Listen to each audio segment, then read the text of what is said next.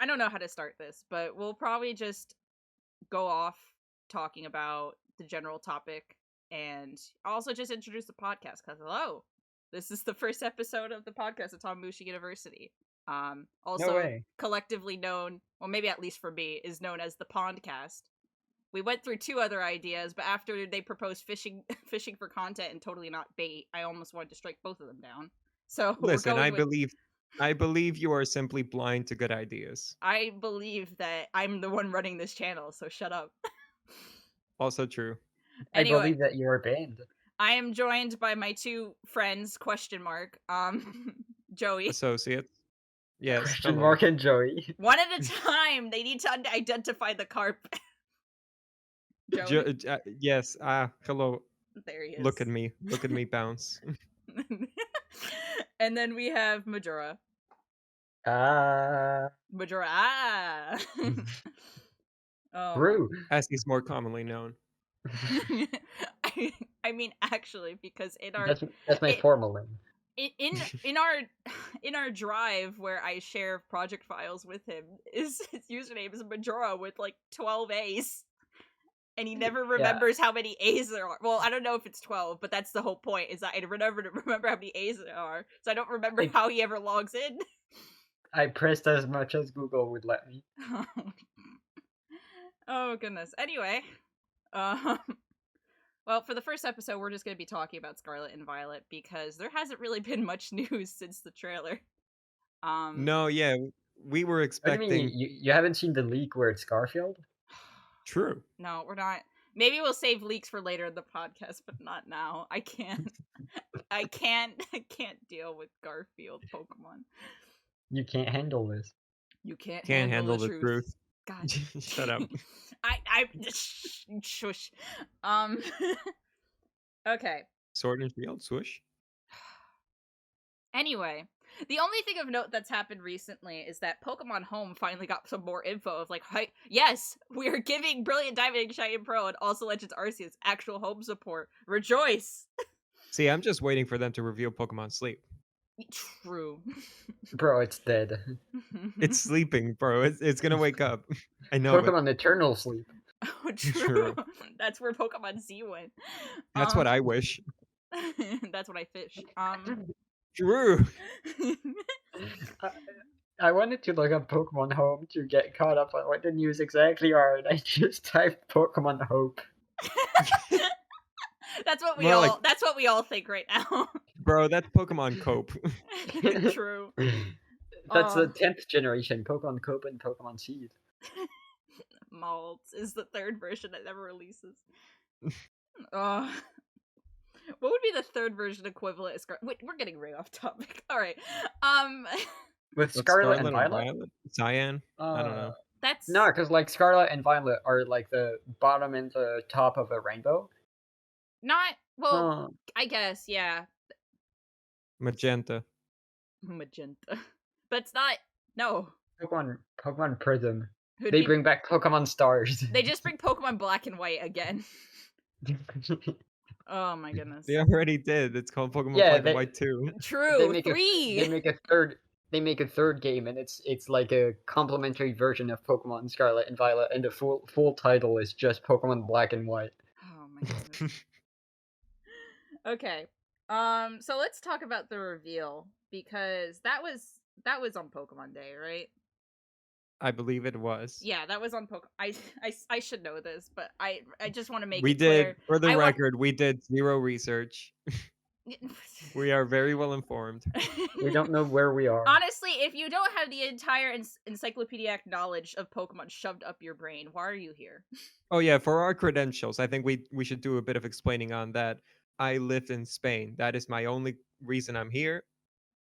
You will be banned for every not Spanish episode? Okay, for our credentials, to make it clear, we're all good friends. Well, maybe not good, but we're friends. Oof. Oof.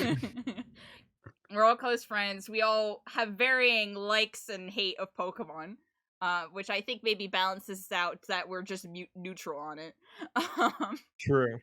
And, like, I mean, for the most part, I mean, Majora, you're pretty much like an artist. Well, you're more of an artist Yeah. than I am. And I mean, I'm of course the trivia nerd of just knowing random Pokemon BS. You're the Joey, one who remembers Bueno. yes, I remember. I remember her. She remembers the Alamo. Majora, I mean, you're mostly invested about mostly a lot of the interview material and just random news stuff that I like shove onto you, and then you have deep opinions about them and yell at me about them in DMs. And then Oh, Joey boy. is just a Yokai Watch fan, so I don't know why he's here. Listen, I have very He's strong waiting for opinions. Sephiroth to show up. So true. Because I am aware of what a good Pokemon franchise can be. And I'm here to lead it in the right direction. Anyway, so Sephiroth. Yokai Watch.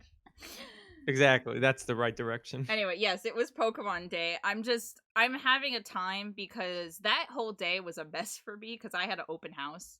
So I like ran right. in. You guys remember I was running in, and then we switched gears of who was joining stream, and then Majora's internet was having a stroke.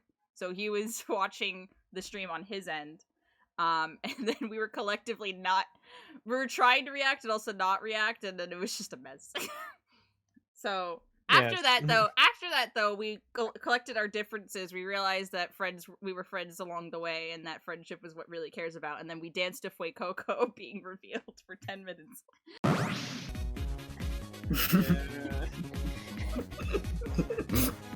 See, this is good, but what if it was stopping every 5 seconds? I love him.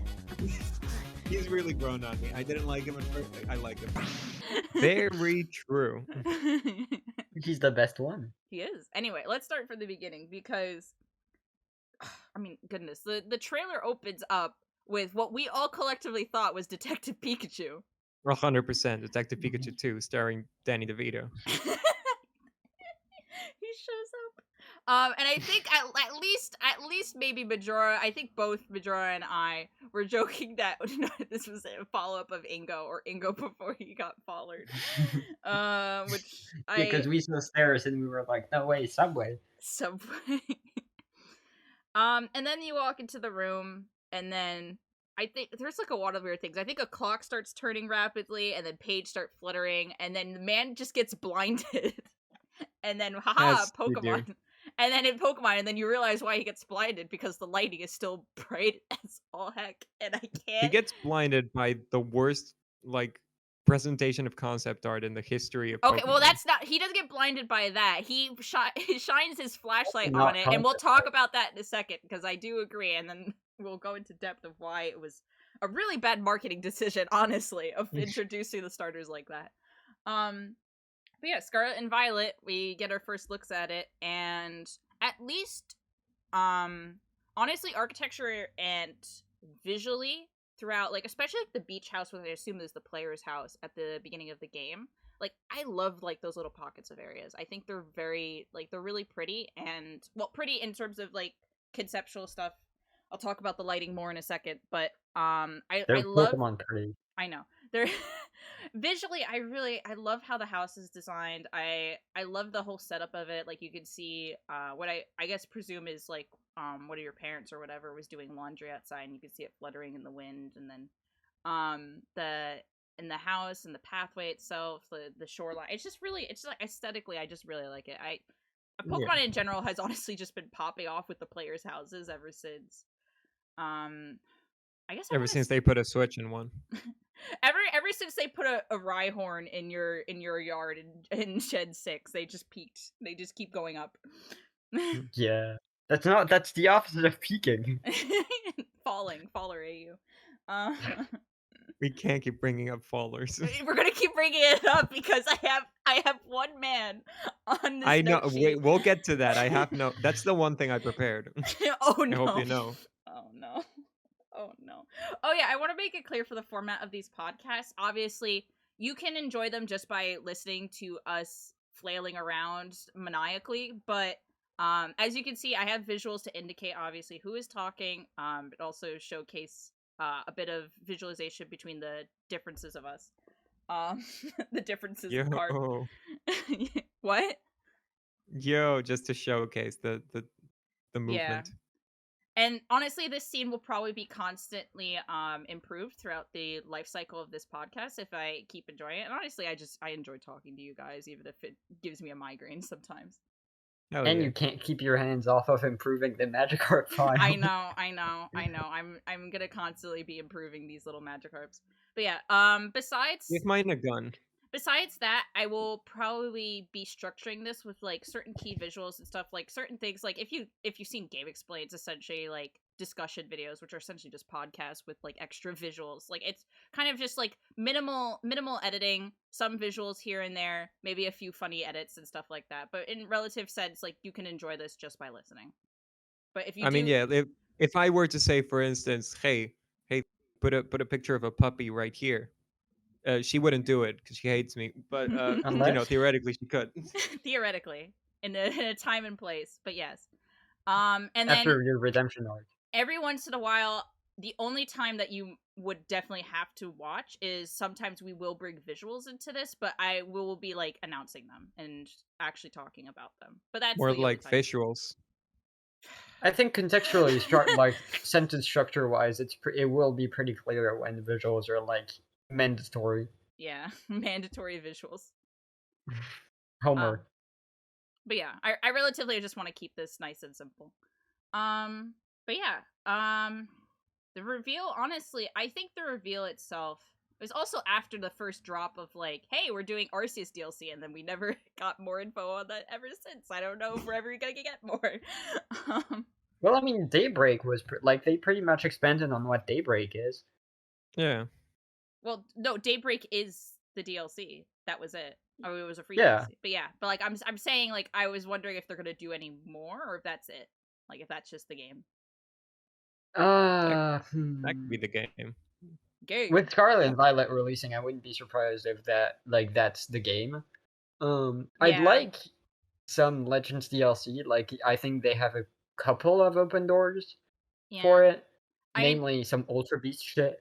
I mean, I know everyone and their mother talks about this of the debate of like whether it's too soon or not for Scarlet and Violet, and honestly, I'm kind of in a mix of like, yeah, I really would have liked Legends Arceus to get more time, especially like to get like at least a year of breathing room, the same way like the mainline series usually does, because the Legends Arceus is a mainline game technically. I completely disagree with Okay, that. we're just if we start this conversation, the podcast is just going to be that debate for the next hour.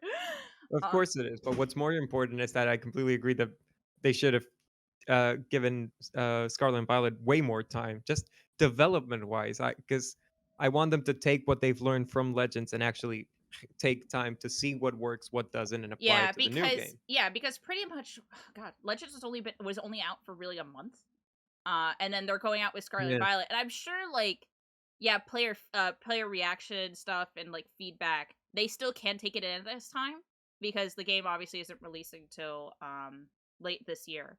But still, it's just. I'm guessing a fair bit of the framework was done. Like, oh no, yeah, obviously sure, the framework was mostly done. They can take player feedback, but like for example, if they decided to go with the way encounters are done and handled in the overworld, which I think that they should, but then like the game releases and news break out and no one likes it, they would have to rework the entire thing from the ground up to be like, okay, so do we just go back to how it was of like the roaming grass shit? Like they would have time to get some player feedback, but it's not like they've been sitting on their hands until there's already work that's been done on this game that I think would have to be redone. And I really think that just waiting a bit and seeing how Legends is received and what people like about it and what they don't like about it, and also maybe working on your shaders or something, could have like really helped the reveal of Scarlet and Violet. Especially because like during the first couple like weeks of Arceus, everyone's only going to talk about the positive things. They're going to talk about like all the changes and all that. Nowadays, like it's only recently been that I actually hear people complaining about the main gameplay loop of like Pokemon Legends, or rather not the gameplay loop, but the fact that that's all there's to it. There's really like little substance to it besides going around fighting Pokemons. Yeah, I mean, I think from what we see of the trailers, I think it's clear that there's absolutely still going to be elements of Legends Arceus take into consideration, because I feel like probably what the pipeline was is that Sword and Shield was like their first, well, not maybe necessarily Sword and Shield, but Let's Go was their first instances of them testing overworld encounters in like sort of in a mainline game. And then from there they were like, okay, let's develop this further and like actually give like, instead of a tile based map design, which is what Legends Pikachu Legends Pikachu Eevee. Legends Pikachu. Legends Pikachu. Let's Go Pikachu and Eevee was still tile based. Sword and Shield is completely open map design. So that was their first foray of like, okay, let's take this and move it into that. And if you talk to players, including myself, that had mixed results. And then Legends Arceus. Yeah, because wow, you can have an open map with a lot of lines. Yeah. And then Legends Arceus was like, all right, we're doing this, but for the entire map. And I think relatively, like, it works out pretty well. But for Scarlet and Violet, which I assume is going to be focused more on, like, the classic battle system, because if it's not, oh my gosh, VGC is going to be screwed. We have another year of Sword and Shield VGC, which, I mean, isn't bad. Like, Sword and Yeah, but Shield VGC Gigantamax is busted. it's not really. Honestly, like, obviously, yes, the VGC is very much built around Dynamax, but I think they balance it relatively well. But I mean, yeah, regardless of that, it's they like VGC has to move somewhere. People are gonna get bored of seeing Sword and Shield for like 4 or 5 years straight. So integrating the main Pokemon battle style with the new open world style of Legends Arceus, like I'm very much on board with it, but I need to see it, because one thing obviously with the Pokemon battle style is sometimes honestly how comparatively slow it can be to other RPGs or JRPGs out there. Incredibly slow. Yeah, like Yeah. Pokemon's engine or like battle engine really just hasn't it really hasn't, like, I can't say it hasn't grown, because it's grown, it's expanded, but like and it's scaled up, but I wouldn't say like the actual back engine stuff of it has actually like kept up with the times, because the way that a lot of dialogue and UI and how battle turns are run and things like that, it can still be clunky, it can still be slow, it can still like sometimes just not render things, but like not sequence things in a way that feasibly like makes sense. Like if you attack a partner in like Pokemon, they just cut the animations, which I like in certain aspects I understand, but like it's something that I want them to rework, but and I feel like they have to rework it at least a bit, because if they don't, you're gonna have this really open and free environment. You're gonna get into a battle, you're gonna be in a slog for like a solid 2 minutes just fighting one random Pidgey, and then you'll be like kind of abruptly cut back into the real world, and it'll be like, oh. Well, yeah, that's Pokemon. Well, yeah, but that's I'll be Pokemon. honest, That's Pokemon. I don't have the That's Pokemon. I don't have the best of hopes for them, especially with like how little time they've had since Arceus. Yeah, I'm that's Pokemon, of pessimist course. now. I know. I'm like, I guess I'm more the pragmatist. I can't even say Majora's the optimist, because he's not. We're just it's just either pragmatic or we're blow. all bitches. Bitching for content. True. Shut up. One of the things that I'm really curious about is like on the gameplay point, I do think that like a good balance between, because they have said several times this is an open world game. At least they're advertising it as such. Hopefully this time they're not lying about the game that they're selling, because I haven't recovered from Ultra Sun and Ultra Moon. He will never recover. You won't either. Listen. And I haven't played it. I'm a genius. Yeah, you've avoided you've avoided it. Dodged. Because if the game is truly open world, not like open areas like Legends Arceus, but like one giant open world, first of all, wow, I'm interested to see how they do that, because I do genuinely like the areas in Legends Arceus, having like 4 or 5 big open areas, instead of just one massive map of Sinnoh where it's just like, all right, good luck, bitch. I think that's just a better way to handle all of it. So I'm curious to see if, because from what we've seen, and from what they've said, this is an open world game. The first step into open world and all of that, so it's a step above what we've had so far. Mm-hmm. And if we take roaming trainers or wild encounters or all of that, maybe the roaming trainers could be more like the misfortunes from Legends Arceus, where See, it's yeah, not like maybe. they see you in a straight line and they have more of like an area of vision around them. I See, would like for them to move. It could make for some like actually kind of fun overworld puzzles if you want to dodge a trainer, but in a 3D space this time instead of a you straight just line. want constant puzzles. Like you just want to puzzle your way through a Pokemon game. That's just what you Yes. want. Oh goodness. It sounds less I'm a like a Zelda puzzle and more. player. It sounds less like a puzzle and more like a stealth game at Yeah, that point. exactly. At that point, it's more of a Metal you're Gear. playing Metal Gear. Gaffa shows up. But see, the thing about that is that Colonel. it reinforces the idea that battles are a punishment, Yeah, which I think is bad design for Yeah, a that's fair. Pokemon game. like But I yeah, think it can be. I think it can make it like in what I'm thinking this is specifically is they do kind of do that with gyms, for example, yeah. With where gyms, Hmm. there's a more complex path to avoid it. And with moving trainers in general, it's always been, ooh, there's an option to avoid battles, and if you're skilled enough, you can do it. if So you can avoid this person walking in a 3x3 tile space, you can excel. if you can avoid this person turning around at a regular pace, except when you hit the movement keys, which makes them turn around instantly, Just you don't can You'll do it. be run. you'll be able to save the whole one PP you would use on instantly destroying their Pokemon. Yeah. Judgment.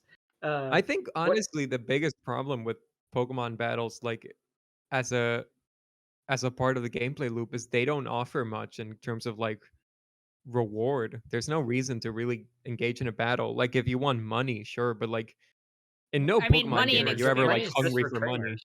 money and Sorry? experience, really. I guess experience is useful, but like Like Because money in is any just on bigger trainers. I will say most of your I think your like the good experience you get is through trainer battles because like you don't have everyone out there in the world like catching and like defeating every Pokemon that they encounter. Like some people just slap on repels, which I think is completely fair because for them it's a more Yeah. convenience thing. Trainers is really the main way people get experience in a Pokemon game because those typically are either mandatory encounters or players feel like incentivized to actually use them. Mhm. And typically trainers also carry several Pokemon at a time, so like you don't have to encounter like 3 Pidgeys when you could have one person Yeah. with 3 Pidgeys at once. Um, and usually they also have like Pokemon that Higher you level. are higher level or Pokemon that you might not see in that particular route. Like man's out here in X and Y with just a Kadabra.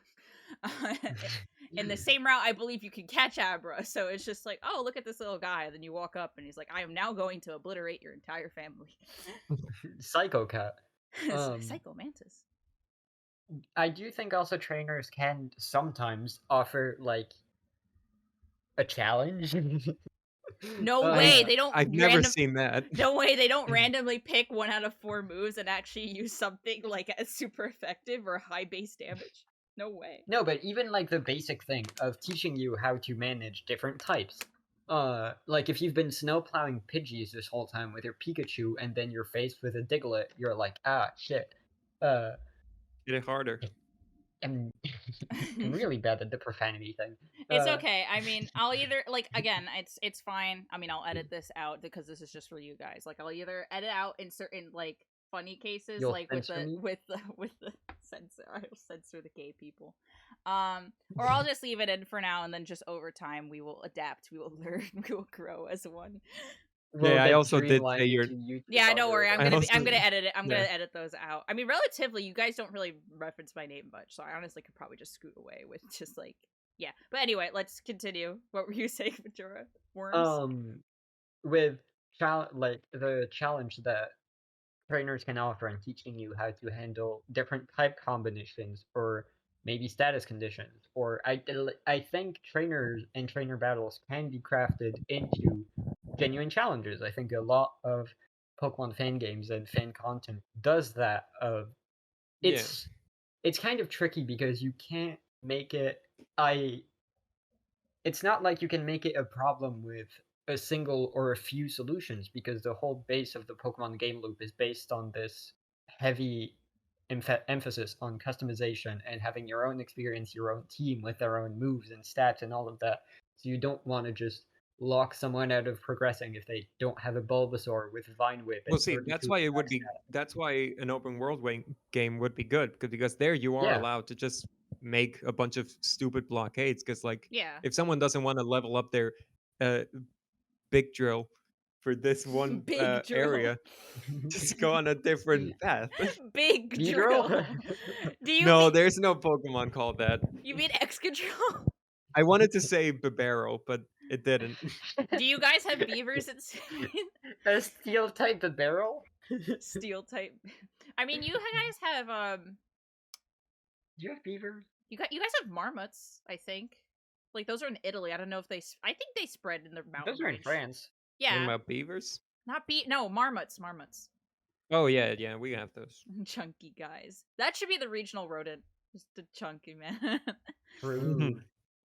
But in terms of open world, and to go back on the previously stated point of the flow of battles, I do feel like while battles might not be designed as a punishment, they will end up feeling like one if every turn takes 15 hours and it's like you see an animation that it's raining, there's a text box that tells you that it's raining, the camera pans back to you, and it's like, what are you doing? Sylveon is thinking very hard about how it misses when you overfeed it cupcakes. And then you use a move, and the whole animation plays out. And then it's the recoil animation plays out for the Pidgey you're obliterating, and it's like, that's a And you critical file your hit. taxes. Different text box. It's super effective. I Different text box. I genuinely feel like Pokemon's battle system would be a lot smoother if they play certain dialogue things like that in sequence with each other. Like let's say Darmanitan goes for Flare Blitz, right? So it has like the classic Darmanitan use Flare Blitz, because obviously the Pokemon use this move, text box should stay. That's a very You can't, key yeah, player you can't thing. lose that. You that's can't lose signature. that.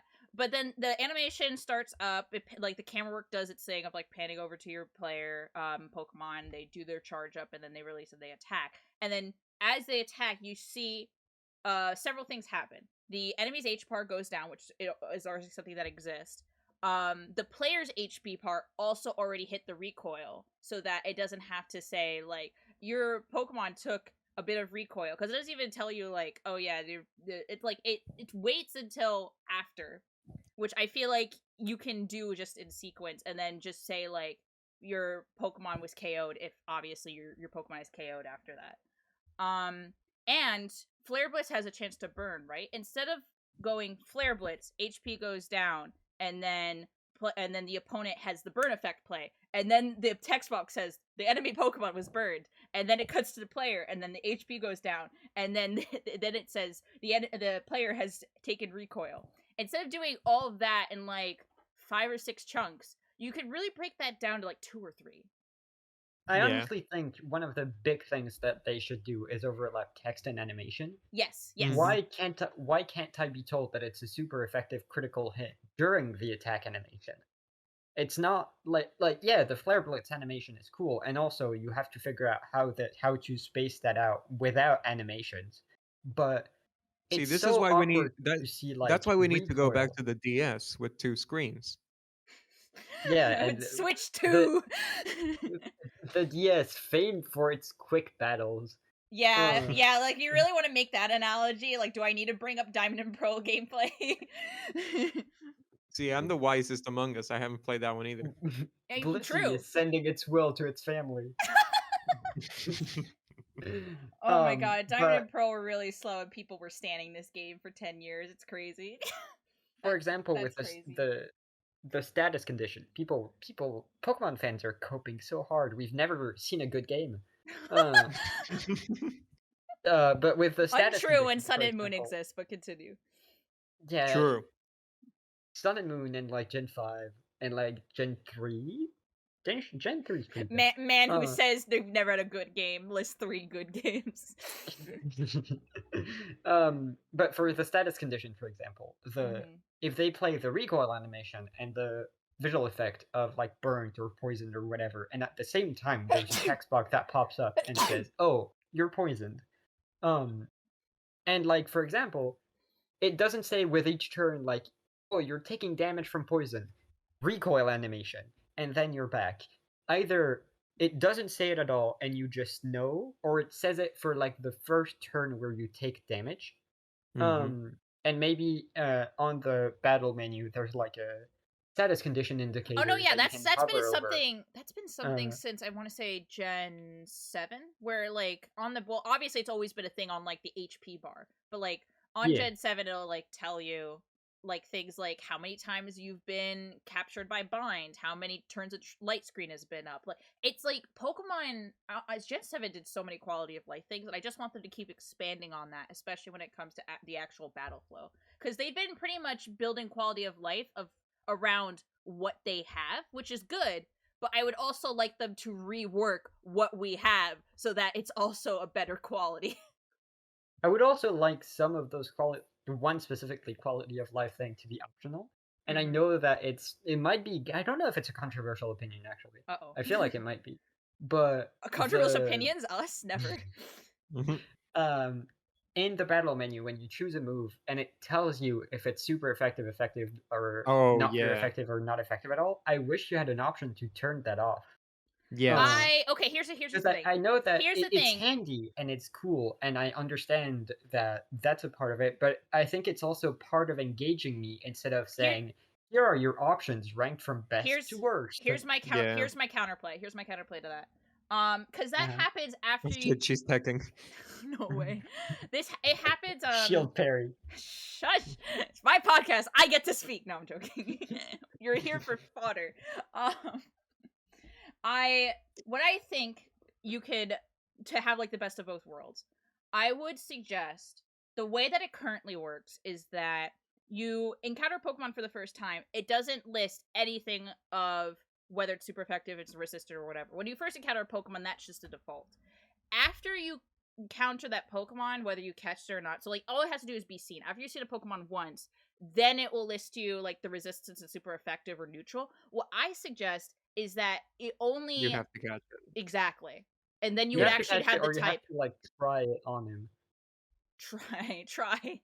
I mean, Like yeah, that would be the you could persona. see That would in be the battle, persona. like Yeah, that would be the persona thing where, like, when you'd first encounter a shadow, it has a bunch of like it has all the types, possible types that it could be affected by, listed as question marks. And if you attack it with something, it'll now list whatever you recently discovered. So if it's effective, it'll list effective. If it's not effective, it'll list not effective. If it's neutral, it's neutral. If it Oh, drains, so if it you can talk about Persona, but I can't talk about Yokai Watch. Well, you guess what, bitch? There's a mechanic where every yokai has a favorite food, and you don't know which one it is until you give it to them. So do you give it to them in battle? Do you yeah, throw the food at them? you throw the food at them in hopes that when the battle ends, they'll try to befriend you. no way persona. Legends Arceus actually kind of has that, where when you catch enough Pokemon, you document their favorite feeding habits, Okay, and here's the that's thing. Yes, that's good. Here's the thing. My I counterpoint to that, which I'm really upset. Legends Arceus doesn't let you feed your own Pokemon. yes. And No also, curry. berries exist, and Legends Arceus gives you a shit ton of berries, which are just jokers that work for everyone. Yeah, like well, not everyone knows. Like, here's the thing I have with the It bait works for system. everyone, I think. No. Nose Pass. A lot of mineral based Pokemon will not eat berries. They What? just eat salt? Yes, they only eat Oh, salt. that's adorable. It's adorable, but what? Just They eat Nose Path. minerals. Nose Path only huffs up cocaine. If you don't have that the white stuff, it will not come. it, Honestly, it fucking shoves taste. crystal salts in its nose. I think Yeah. that's what But everyone expected from Povo Pass. Just looking at him. the salt variation. The salt's very yeah, but my thing is with that whole system is that I love it on paper, but when you can circumvent the whole system by feeding any Pokemon berries and then just carry like 10 or 20 salt around just for the one random nose pass, like it's not it's there, it's good, but they don't take advantage of it in the ways I hope. Like, one, not being able to just feed your Pokemon is dumb. Like, I should be able Yes. to drop a berry in front of my Leafeon and my Leafeon comes up and be like snack, and then they eat. Like, the animations are there, you could just do it. It's okay. I And don't. if I want to, I could be able to chuck the food in battle to use my turn and have a chance to distract the Pokemon. That'd be nice. Random BS, go. Eat salt. Eat salt. You just throw it in its eyes. Pocket salt. Yeah, pocket salt. That's my player going through Legends Arceus with just like 100 berries and then pocket salt. I do honestly hope that they bring God, this is a weird sentence to say, but I really hope they bring back bait into Scarlet and Violet, just because like if it's gonna be open world, I want to lure out like the random Scrimblows before I catch them or battle them. Yeah, it's really fun how Legends Arceus has like the essentially wild personality types. Yeah. Where some will just attack you if they see you, some will be fine, and some will run away. Honestly, what they could do, I don't know if they could do this at a larger scale. Maybe with only a few specific encounters of like fully evolved Pokemon, like a Ninetales that you have to lure out of its like little hiding hole or something, or but I would love them to do like a Pokemon Snap angle where some Pokemon you can catch. Like, well, not necessarily only catch, because like you could catch a Vulpix, or you could catch a Ninetales if you lure it out with a stick. I don't know. Like puzzles, essentially, like Pokemon Snap, or because this game has been permeating my brain because I played it for 3 hours and I've never been the same since. Bug Snacks. It is Bug Snacks. Like the entire mechanics of this game is that you essentially have puzzles of like, okay, how do I lure out this like little feller so I can actually catch them? And it's like some you have to use other Bug Snacks to lure out them, or they have to dig them up, or like you have to knock them out of the air. And like you could do some like really funny things where it's like, oh, in order to fish up a Magikarp, like you could regularly fish, or no, actually no, yeah, you could regularly fish, or you could put bait in the water and the Magikarp will come over, and then if you want a chance at catching a Wingull will come down, and then you could throw a Pokeball at it, and then you can battle it. Otherwise, I guess you can use. I guess if Scarlet and Violet are bringing back Wing Balls, which I feel like they have to. You could just You can just catch a Wingull with a Wing Ball since it would be flying. But if you want to try to catch one while it's grounded, you can lure it out with like a Magikarp or something. Like I think that stuff could be fun, and I don't think. Or you can like follow its path and see if at some point it lands somewhere to like rest or sleep or eat something.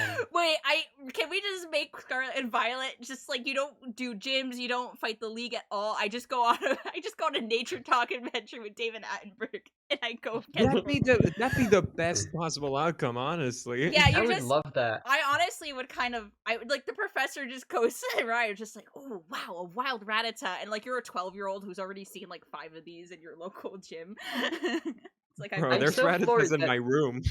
I'm so floored that there's Rattatas. No there's Rattatas in Majora's room. Actually, no, your family got that one, right? Yeah, I had to take it out. No way, they had to eradicate. No. Shut up. I'm floored that there's no Pokemon game where you are the lab assistant. I thought you were going to say you are the rat.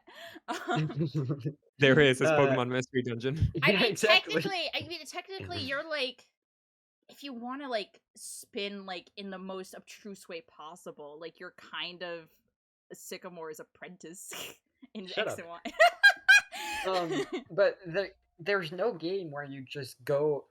They've never taken the angle of proper scientific. The closest that they've gotten is Legends Arceus with proper scientific and I love that. And observation. I kind of hope that they bring back Pokedex evaluation to be like more expanded. Where I like that you have to unlock the Dex entry. Actually, yeah, like I love that because like the Pokedex, right, has always been just like a quirky thing that Game Freak has fun writing random facts or random world building and stuff. But I love like how sometimes this one kills a child. Shut up. True. But what I love in recent years is like how they've been kind of recontextualizing it, because Sun and Moon, it's still the same thing, but the fact that it's specifically the Rotom Pokedex, I love to imagine that it's like Rotom's like Guinness World of World Records or like freaky facts that it found online. It just feeds to you. Yeah. And then Gen 8's a similar thing because this one's known to cause lung cancer. Look it up here. I looked it up here on Wikipedia.com, the free Wikipedia. And there's a warning that's like, this source is doubted by most academics. This article needs more sources. And then Sword and Shield is a similar thing because your Pokedex is also a Rotom again. It's also your iPhone because I guess Mac just owns Rotom now, which I feel like Pokemon the ever existential dread of capitalism. Yeah, because here's the thing: is like Pokemon Sword and Shield just goes full ham with capitalism, and it's like Rotom. They own the drones, they own the they're the cameramen, they're your PC. They're your phone, and I'm just like, I mean, as long as I guess the Rotom are happy because they actually enjoy inhabiting random electronic devices, but also like, I think this is unpaid labor. They're paid in the I don't know fund. whose Rotom this is, and thus I don't know who my data is going to. I mean, a Rotom in my train is more likely than you think. To be fair, I doubt you'd call like horses working on like a farm unpaid labor.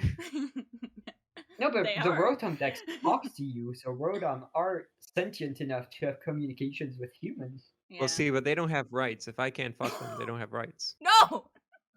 They can take over any electric appliance. Use your imagination. Any. No, do not inhibit the Robo-Maid, Majora, no. No. Oh my god, Detroit become human.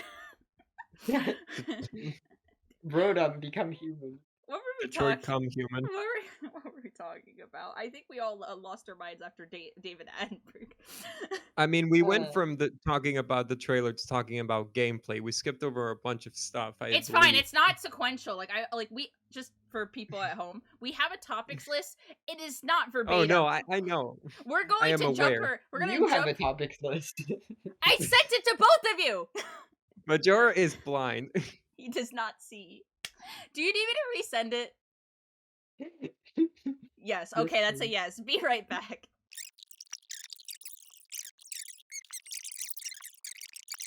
We're back. I sent him the file. We're safe. I have it. He has it. The universe is at peace. The last topics list is in captivity. It will be the last topics list because I don't know if I'll make one ever again if you guys can't keep track of it. So true, this is the only episode. This is the only episode with structure, and it's a mess. So you can imagine how everything will evolve from here. Yeah, bring out the slides. I thought you said slimes. Bring out the slimes. Yeah, like Nickelodeon choice. For context, I'll put a clip here for people to see. But to figure out essentially what Magikarp pattern each of us would be represented by, because I just kept by the standard because I just love my little guy. I might change it up later, but I love the basic little man. Basic. I sent them the list of all 28 patterns, and I'm like, okay, pick one. And Joey had his pretty set on, and then Majora was debating between quite a couple, like 3 mainly. And then I think we were in the middle of not in the middle of a D&D session, but it was before D&D, and I was like, okay, you know what? I'm gonna go get some water. You settle on this, and I think I joked if you need to make a PowerPoint presentation of what you think is most appropriate for you. And I came back, and he made a PowerPoint presentation. He made a PowerPoint presentation, and I wish that when I was first reacting to it, the recording showed this, but it was the most glitched out psychiatric disaster. I would crash your computer. I would play a slide and the whole thing would crumble. It would bit crush. There would be like sequence of frames like you were going into the Matrix. I worked so hard to have like 15 PNGs of really squished Magikarp appearing one after the other. And the screwed up part is not only does it not show up in the recording, when I went to rewatch it, it no longer does the same screwed up, crumbled, like, cryptid and it was fine stuff. For everyone else. I don't... Fine is an exaggeration. No. For context, 2 of our other friends, Gaffa and Winter, when they played it, it crashed their browser, from what I remember. It crashed their browser. So it's a miracle mine even played. I shouldn't be trusted with anything. I don't know why I let you into this podcast. You didn't let me. I let myself. So yeah, for context, just everyone prepare. If if I have visuals playing and you see me screaming or reacting or crying, I might be witnessing things that no one else can see. Viewer beware. I am preparing visuals as we speak. Oh no. Okay, I have ADHD. What were we talking about? I believe Pokemon. No, the I actual believe topic. Yokai Watch. No. What were we actually talking The about? thing about we- Yokai Watch is that it really we were deviated talking like about- since Shut up! Yokai Watch. This is the most ADHD podcast. No one will ever listen This to is this. going to be the standard because you have to because you have Joey and you have me who is the host and I have ADHD and I am trying through brimble and nail to keep this together. And I'm neurotypical, but I'm also a dick. I don't know what I am. Who are We you? were talking about. Wait a minute. We were talking about the gameplay and the idea of a full Oh right, scientific protagonists, observation. right? Yeah, okay. Pokemon Snap. Let's talk about those protagonists because I'm sorry, we need to talk about. I boy, will not take any slander. I like the protagonist designs. No. Okay, here's my thing. I like The them. Brotherhood I of the like them. Here's my disappearing leg. Here's my problem. Here's my only really problem with them. The eyes being round now screws up with me. Like I know that sounds petty and I know that sounds random, but like for me, the oval design for the eyes, like it's a Ken Sugimori thing, and that's something that's always been persisted throughout the Pokemon style, even with the other artists like Omura.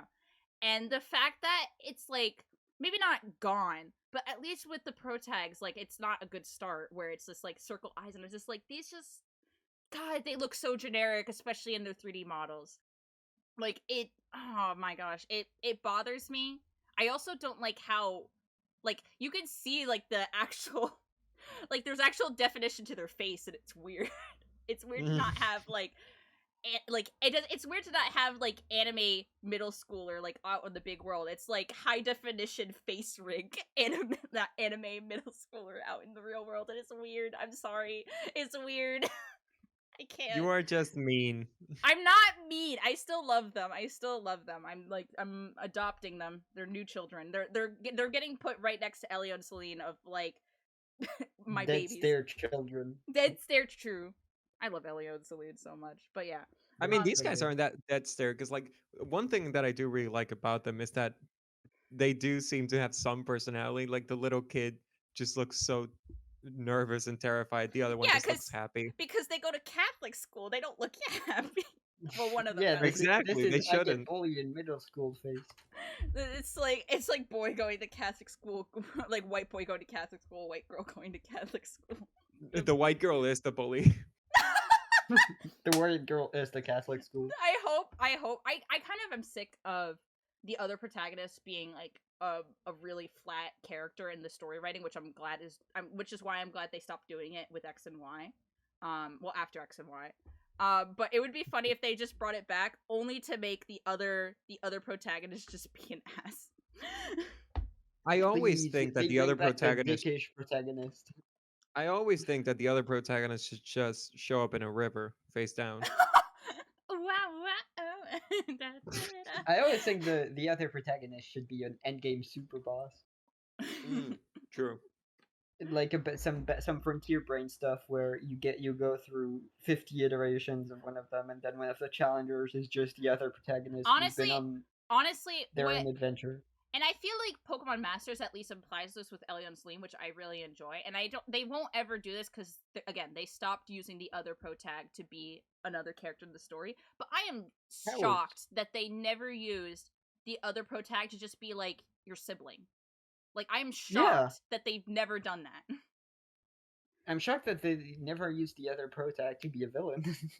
Actually, has any Pokemon protag had siblings? No. Are they all single children? Yeah, they're all single children with their single mom. That's fucked up. There's so much story potential. Yeah, I don't know. I don't understand. Like, yeah. Why isn't Hop the protagonist? Honestly, every character in Sun and Moon besides the protagonist is the protagonist, and we stand. True. They're just way too scared to make a protagonist any kind of character because you might not relate which is stupid and wrong. I Yeah. know you say this, like, I get it, Mother fan, I get it, but also, like, from It's a not even Mother fan, it's literally any video game. It's good writing, fan.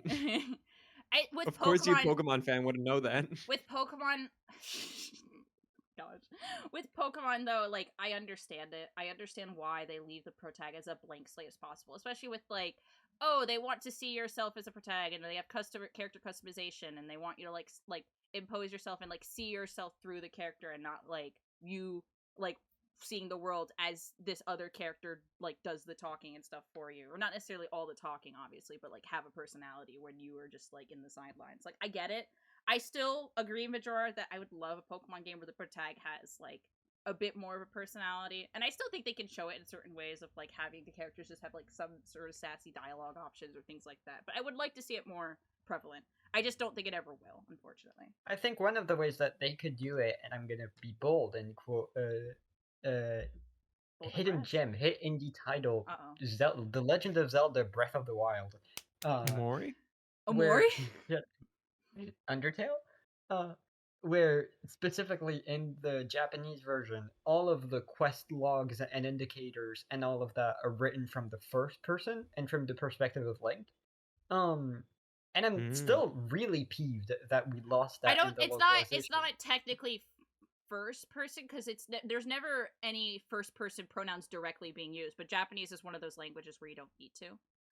Yeah. So there's no actual pronouns involved, but like it's implied to be of the first person. But yeah, I think it's more than implied, if I remember correctly, with the final quest when talking about seeing Zelda again. It said that I want to see her smiling again. Yeah. Which that's not a quest indicator. That's just straight culture. Culture. But they have a bunch of dialogue trees, for example, or even something like a Pokédex entry where they could just slide some smaller comments about honestly, that say more about who the protagonist is. Laventon, you learn a lot about Laventon through the Pokédex entries. I always like one the of my idea. favorite recontextualizations, if I remember correctly. Sorry, I keep interrupting you. No, I was just saying is that I always like the idea. Like, obviously, this isn't the case, but I always love the idea that a lot of early Pokédex were just written by the protags themselves, which is why a lot of them are just random, like, urban legends or weird things of, like, yes, Machamp can throw 5 million punches at once. That's sick. why they are like, whoa, this one kid, like, raised the sun. And then 3 generations later, you learn that, no, that's stupid. What? Did you know Rapidash can jump over the Eiffel Tower? Because it exists, apparently. And then they retconned it, just like they retconned Mount Everest. One and of the my Taj favorite, Mahal. one of my favorite recontextualizations, if I remember correctly, is Raichu, which in the first generation was said to be strong enough. I don't remember what it was to exactly. knock out an Indian rhino. Elephant. Strong enough to Indian elephant. knock out an Indian elephant. And in Legends, Laventon says it's strong enough to knock out a Copperajah. Yes. And I just think that's really. It's not incredibly clever, but I think that's a good way to recontextualize it. I think it's sick. Yeah, I think it's clever that they remembered it. Dude, I honestly, they remembered Annabelle and brought her back like a decade later. They remembered Ingo, which is. Oh no, they remember Ingo because the Japanese fandom has a obsession with him, and now all globally has an obsession with him. Oh, you like this character? No. You like this character? Onceler.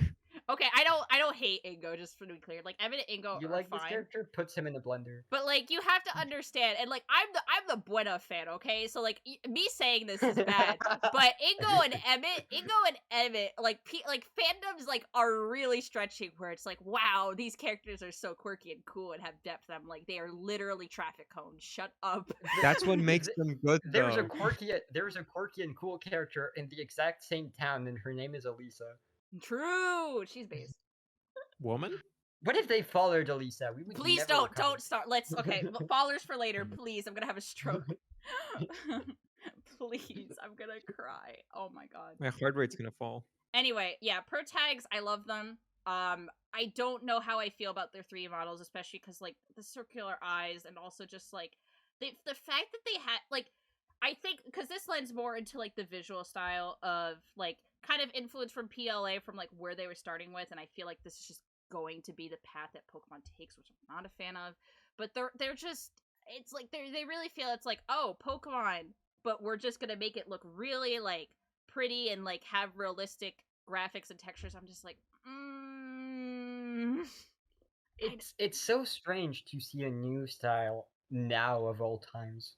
yeah. Well, not necessarily It's now. not. Like, I don't think it's like, I don't think it's out of nowhere. Like, I think it's fair that they want to be like, okay, let's try like a new style. I just don't think that this new style is the way to go. It's I mean, I'll have to wait. I'll have to wait and see the whole thing because again, like they Yeah. said, the footage is not final. yeah. So they might do some changes and tweaks to the style that makes both of us end up liking it. Yeah. I'm not knocking it. I will say one of the things that I'm really happy about is that we see some texture on the Pokemon models and some sense of scale on the Pokemon size. Like you can see in the trailer, you can see Flabebe, and it's so small. Oh yeah, Flabebes are so tiny. They're like they're 4 inches, and like I think in metric it's 0.01 meters they're listed as. Yeah, it's minuscule. Yeah, they're babies. Like it's funny because 0.01. I've noticed that the Pokedex, not necessarily a Pokedex, maybe it's just like a game rule, not game rule, but like a design doc rule within Game Freak. But it's like they never, for size, they never go below 0.01 meters. I don't think they ever go above for. I mean, they've never even hit this, but for like max height, I think it's the cap is 999.9 because there are 2 Pokemon weight wise that hit that cap, and it's Celesteela and Cosmoem. Groudon? I don't know if Groudon. Actually, maybe it's just Cosmo. I'm pretty sure Celesteela also hit that cap. Let me double check. But yeah, I think I remember Groudon and Giratina being really heavy. But yeah, I don't. Yeah, really heavy, but not like maximum heavy. Yeah, I don't. Maybe because because like in Diamond and Pearl, they 9.999. fling you into space. 900. I'm sorry, 999.9. Kilograms. I wonder if it's like a tech leftover thing where that's all the numbers that they could do, and now they're just kind of sticking with it. I doubt No, I doubt it because usually what happens with those caps is why a lot of things are 252, 256 as like caps because that is straight up just binary. For metric stuff like 999, I think was just them being like, yeah, that's a good cap. That's as far as your protagonist can look. Yeah, like that's why there's a lot of Pokemon steps that are still like in terms of base 2 because it's just like, maybe that's just how much a Pokeball can carry. Maybe that's just how far 999 kilograms. That's the max of a Pokeball. That's how maybe. far your protagonist would. So if we ever get a Pokemon of a greater mass than that, it's just like, oops. It's just an uncatchable legendary. Honestly, it would be based if they actually did that for once. Just have some things just be unobtainable.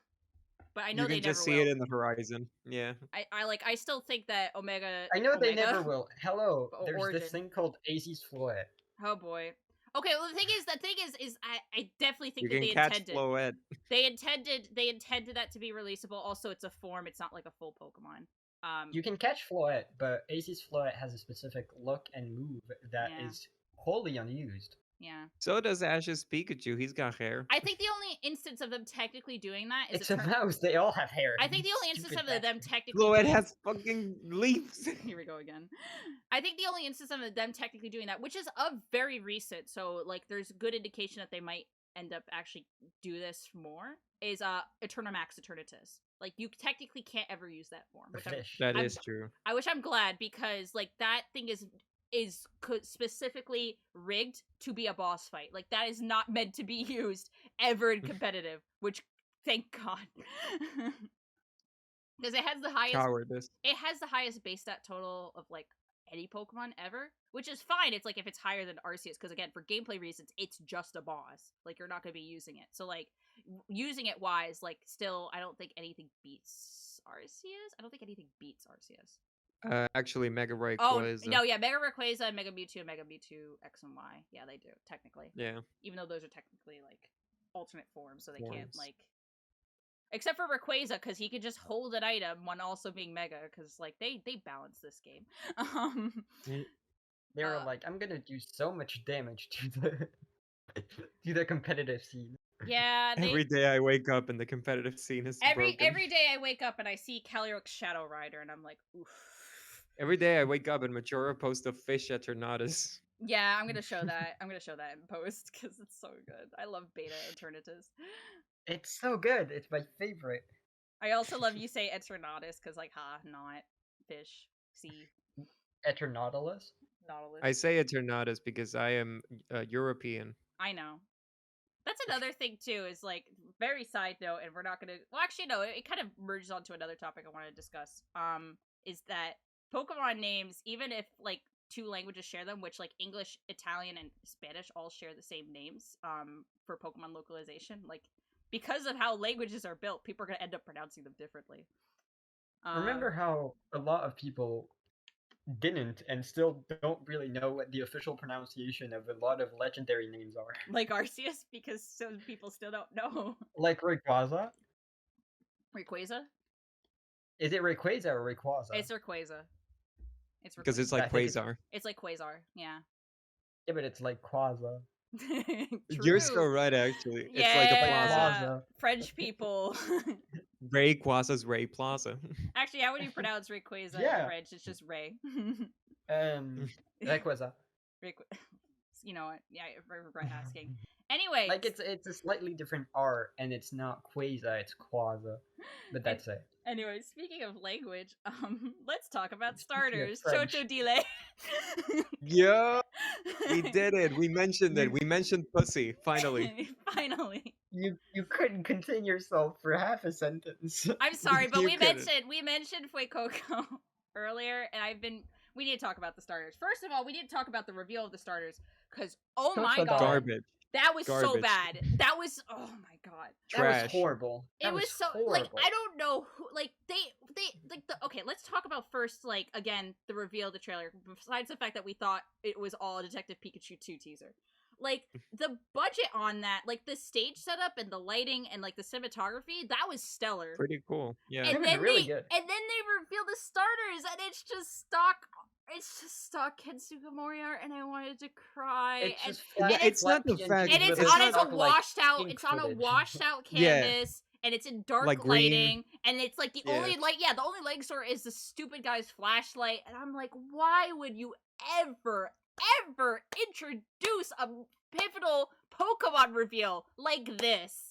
Why? And I it took us wonder. like a half hour after watching that trailer to like actually come around. Yeah, when to we saw the liking those actual starters? art outside of the stupid lighting conditions, when we saw the Yeah. actual art uploaded on like Pokemon's official Twitter, I was like, "Oh yeah, this is great." But then when we first saw them, it was like a lot of us were like going like, "What is this fake mod design and stuff like that?" Because it just looks so bad. It looks so bad. Xenoverse 2. Oh, don't Xenoverse is another topic. We're not going into That's that a today. bonus That's a different episode. podcast. That's a very Yeah. different podcast that I'm not even sure if we actually Hunting do. for content. Hunting. We're all 3 Sharpedos. Bonus. What if, like, one of the things I was thinking about is other starter reveals that they've done, and if I remember correctly, with both Gen 7, maybe 6, 7, and 8, all of them we like saw 3D models. yes, that's what concerns me. All of the reveals, we would see the 3D models alongside the art, and that's like the best way to do it because you get to see the art without any stupid lighting conditions. Like when we first got the first X and Y trailer, it was just like the key art and like some simple like After Effects animation like editing, and then it cuts over to gameplay. Tissue box God, is what now if- falling. in Gen Tissue box 7 is and now 8. falling on my head. Hold on. God damn it. High But- quality Right content. back. And then Gen 7 was a similar thing where they showed the art, and then they also showed like the little intro cutscene that you have play when you first see Yeah, the starters. exactly. And In Gen it's 7 and 8, the cutscenes that they showed were gameplay. Like, those are the cutscenes that you no. have Gen in the 6 and final 7. game. Gen 6 and 7. Gen 8 introduced the starters with a rendered like CG animation, which was also I think Oh, a fair way, right. a fair way to do it. Which is not like it's not the models in game, but it's still something. It's still a 3D model to get you used to the designs and also their personalities. But so far, we have seen no 3D models or any footage or even screenshots of the starters, and that scares Dude. me. What if they took what the if, wrong? What if What if they Fuecoco took is the- yeah. gigantic? Wait, No, but what if they took the wrong idea from everyone complaining that they wanted sprites back, and now they're gonna like Octopath this shit? I Oh, So they mean, Paper we're Mario it. yeah, exactly. So but all only the with the Pokemon are Pokemon? just Only with the all the Pokemon? Pokemon are just flat images. Only There's- with the starter, because we've seen 3D models of the others. No, but it's only in Exactly. battle. Only in battle they become flat. We've seen Yes. battle images. Or what Have looks we? No. like battle images. We haven't seen Um, battle images. We did see one screenshot with Hisuian Zoroark and regular Zoroark together, but I don't No, think we saw a screenshot with a Larvitar, which might be in battle. that might be in Um, battle. Hold on. That I'll grab. I have it. I'll put it in the mic. Thank you. It looks like a battle. The pose and the frame. It looks like at least a battle intro, possibly. Oh yeah, that's a Um, battle. The pose is battle to me, unless you can pose your Yeah. character like some Dark Souls emotes. Yeah, so yeah, we have seen battle shots. Yeah, like okay, it wasn't Zoroark. I'm sorry, it wasn't Zoroark and Hisuian Zoroark, but it was like a Lucario and Hisuian Zoroark, and that definitely also looks like a battle. I'm sorry, I'm dying. Do you think they'll let Enamorus in? If they let Enamorus, like yeah, I mean, again, like Enamorus Enamorus and all the other Hisuian exclusive Pokemon are currently trapped within Legends Arceus, and like if they bring it to the main competitive VGC format, which I feel like they're gonna have to because they have all the data there, like it's ready to be used. Yeah, they're gonna have to have all of them be coming to Scarlet and Violet, which means Enamorus will probably be in the next VGC meta because oh gosh, fairy flying with contrary. She's and gonna sheer, kill not sheer force, everything. but yeah, honestly, good for her. We stan a legend. I do wonder if there will be some kind of like lore explanation because with any other trading, it's kind of just assumed that they're in a generally similar time span. With Legends, it's specifically in the past. Well, yeah, I think So, it's gonna be. is it It's God gonna be. that's gonna be like, my child, put your It's gonna be Pokeballs some. into It's this? yeah. It's gonna be some Gen 1 to Gen 2 things where it's literally like Bill's like, I invented time travel, and it's like, what? Specifically for Pokemon. And only for 3 years ago. Honestly, it'd be funny if like Bill showed up and he's Partners like, in time. it'd be cool if like Bill showed up again and we get to see him much older and he's like, I have cracked the time space continuum, and it's like you Didn't can he show up in New Snap? no that you're thinking of Todd. Right, I'm mixing up my white boys. You're mixing up your not even a white boys. Todd actually might be a Bill white boy. But I don't know. Bill should actually show up, but younger, and then it's like, oh no, I time traveled too far. Yeah, He instead of getting shows up stuck in a as a Clefairy. Clefairy again. Yeah, no, but instead of showing up as a Clefairy, he shows up as his Gen 2 sprite. Instead of showing up as a Clefairy, he shows up as a Cleffa. Oh my gosh, baby mode. Oh man. Oh my gosh. But I do wonder, like, how. I don't think they'll be too tight on it, but I wonder what the in-game logic will be for how Pokemon Home works in the time of Hisui. Like, your Pokemon just gets stolen by a space-time rift? I mean, I think that it's just explain. It could be tied to the Arceus like phone. Just say Yeah. like, oh, it's a feature of the phone. It's Yeah, a, you it's a send a feature. selfie. It's an app. You send a Yeah. selfie and you watch your Pokemon disappear in horror. Yeah, they're digitalized. Oh my Also, God. they can send back Pokemon, but not Ingo. Yeah, I Well, mean, no, because here's- he is poor. Ingo's poor. I'm still concerned that Dawn and Lucas are never going to escape 100-year-old Japan, and I'm like, I know. please save them. They have a family. Ingo has a family too. Like, get We them have, Not back. anymore. We Oh have my two gosh. whole people stranded. It's like at least because the thing is with Annabelle, right? Is that even with Amnesia, and even though like she got followed, at the very least, it's like she's not sent to the past. She and found it's a like, himbo. yeah, she found a himbo, and she has like her own like new life now. For An like emotional support himbo. for at least with Dawn and Lucas, like we know at least in the game that they still have memory. Like you can kind of like there's dialogue options where you could be like I forgot, but like there's like for one dialogue option, you're verbatim What's a like Dialga?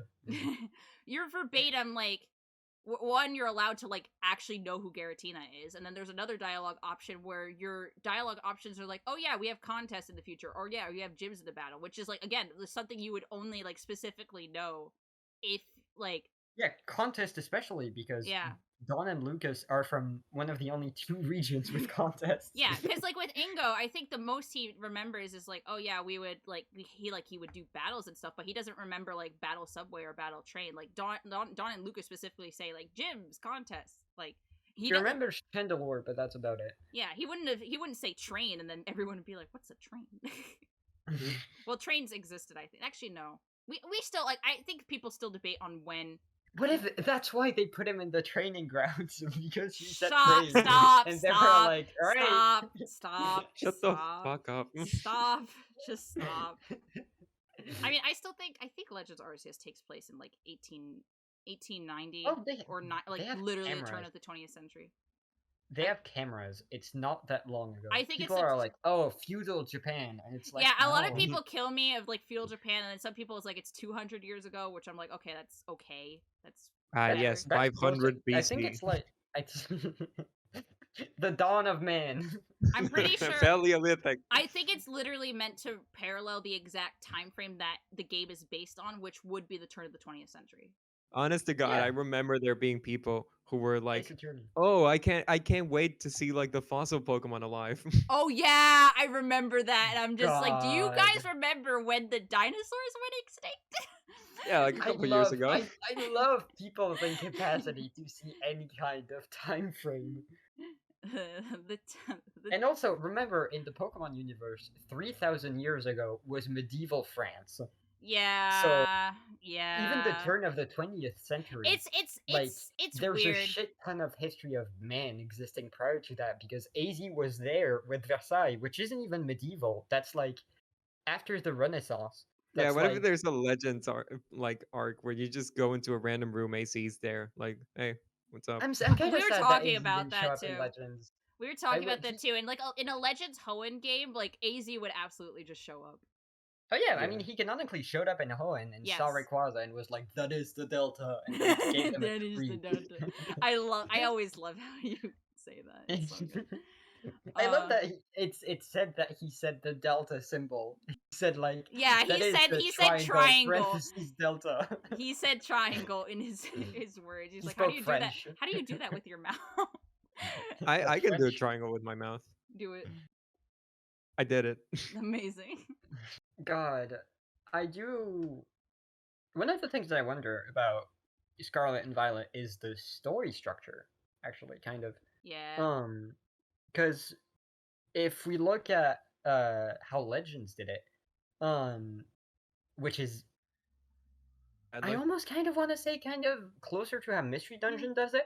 I mean, yes, because everyone's just like, whoa, this is just like Mystery Dungeon. And then they get to like the part you're exiled, it's like, whoa, this is just like Mystery Dungeon. And then it's like Volo betrays you, and it's like, whoa, this is just like Dusknoir Mystery Dungeon. Man who has only ever consumed one good story. One who has only consumed one isekai in their life. Yeah. No, I mean, it's like structured more like chapters that always send you back to the home base where you get debriefed by whatever happened. Yeah. And then the next day you wake up and you go back out there. And then next day you wake up and then Ingo Pokemon shows up at your door. The mental damage that was dealt to me. to everyone involved that actually knew who Ingo was. Oh. Pokemon has been on a streak of dealing us specifically high amounts of mental damage. I'll never recover. I know. Anyway, starters, because we only talked about the reveal of the stars, but we didn't really talk about the stars besides Fuecoco is based. Oh, right. Fuecoco is based. I honestly, when I first saw Fuecoco, I wasn't convinced. I thought the proportions weren't right. All I had to do was play the Mario and Luigi battle music and then dance. Exactly. The Superstar Saga soundtrack makes any design better, especially for Coco. And it's also they slap cheese on him. they slap cheese. I don't like the cheese. All right, your poor taste. They keep craft cheesing the fire types. Like they did it with Score Bunny. It's like if I had a nickel for every time they did it, it would be 2 nickels. But it's weird that it happened twice in a row. Yeah. And it's this is what James Turner wants. Stop. He's hungry for cheese. You craft cheese. But yeah, Fuecoco is good. It's funny that I think still people like see apple in him, and I think a lot of people understand now that Yeah. yes, he's a chili pepper. He's a chili pepper. But like I mean, I know love he's meant to be a chili pepper. I love his little face. He looks like a cut apple, and it's so cute. I He can't. does. He really look. It's the triangle nostrils and that slight heart shape with the eye Yeah, mask. it's the heart shape with Yeah. the mask, and then like the little like nose nostrils that look like It's teeth. honestly the fact that Applin The tuft of hair. exists. Yeah. The fact that Applin exists makes this design worse. No. No. No. Like, I love Applin too, obviously, but like we could have 2 apple boys as a treat. No, yeah, They but can that's fight. the thing. Like, he's not supposed to be an apple, but because Yeah, Applin I exists, know. I just keep thinking of him as an apple. I mean, to An be apple fair, brainworm. like Sure. if they made, I think the white face help complements like the contrast, and if they did like a full like red face, I don't think it would have, like, they would have to design the eyes differently, and I just love the little like the oval like just black eyes. Like, I think that's beautiful. I think his palette, all of their palettes are very good. Yeah. They're Color-wise, they are all I mean, they're pretty very explicit. fun. They're like red, green, blue. I will say, like, I think Quaxley. I love Quaxley. It's just like it's literally just Like- white blue. And oh yeah, let's elaborate. I think I'm gonna go first of what my general opinions are. I love Quaxley. Fuecoco is my favorite, and Sprigatito is. I really didn't cat. like them when I saw them. I'm neutral on them now, but it's like I will see how the line goes, but I'm currently just like, eh. Joey, Yeah, you I go. think I like Fuecoco, baby. I love him. Quaxley, really cute. Just a solid guy. A lot of potential for his evolution. I like his hat. Mm-hmm. Sprigatito, I there can be potential there, I guess. Most likely, I'll just find it boring. It's just a green cat. God, sorry, I just saw Majora. I'm gonna also have to put this on the video, but he just sent one of the stupid fake leaks. No, you're gonna have to put that as soon as I scream Majora. That's why I screamed it. Yeah, with the vine thud. Yeah. Fuecoco's my favorite.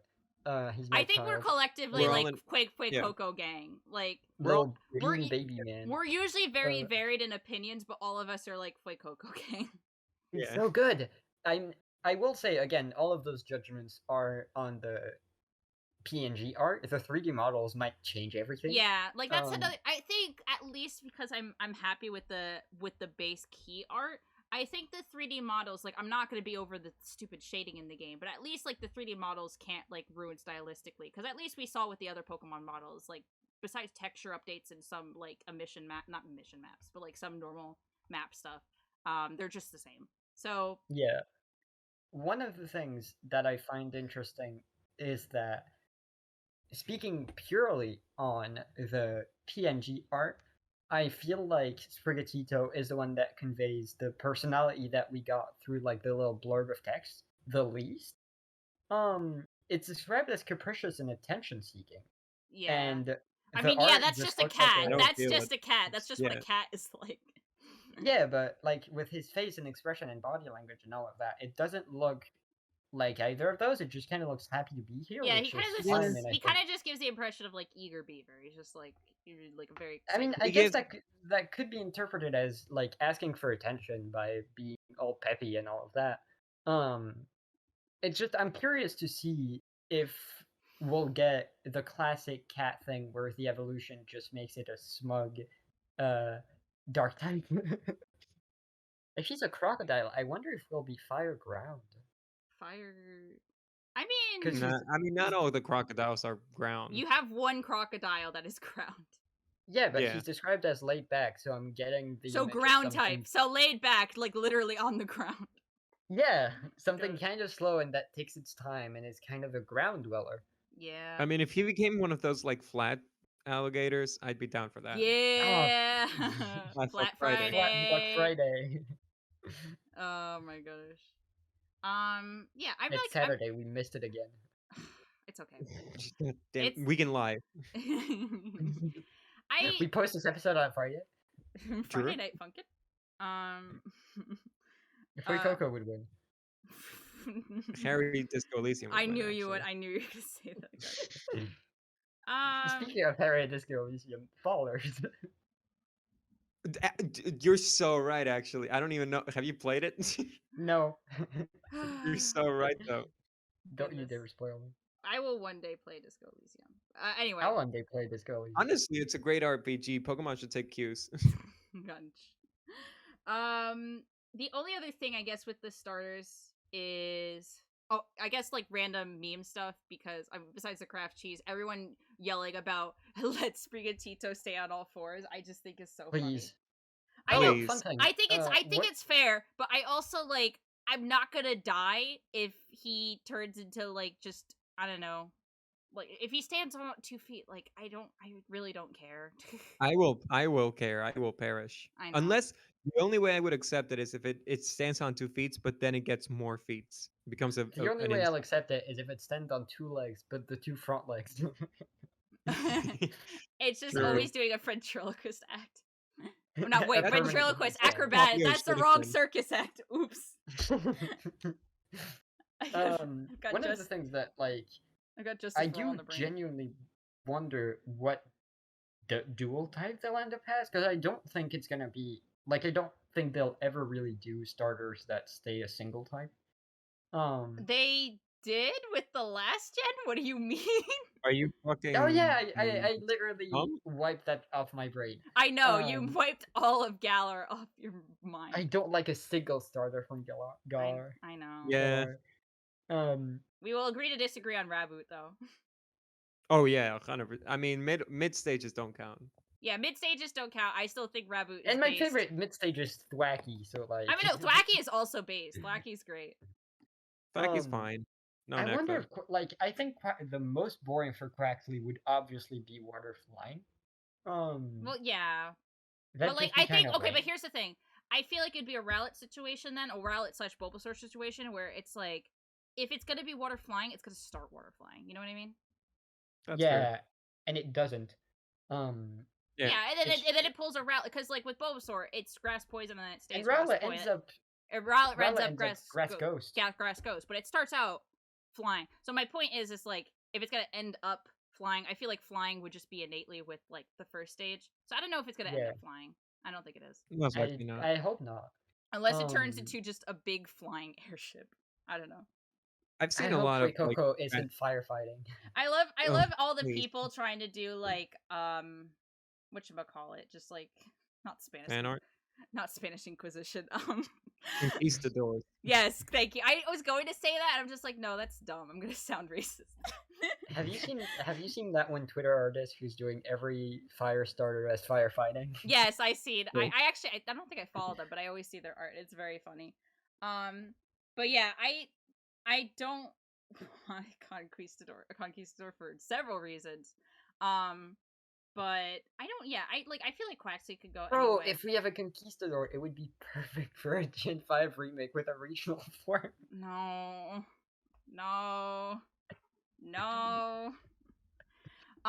I guess also while we're on the topic of random things, because we talked about that. I might put a timestamp for this in case. Do we want to talk about like the quote unquote Fuecoco leak?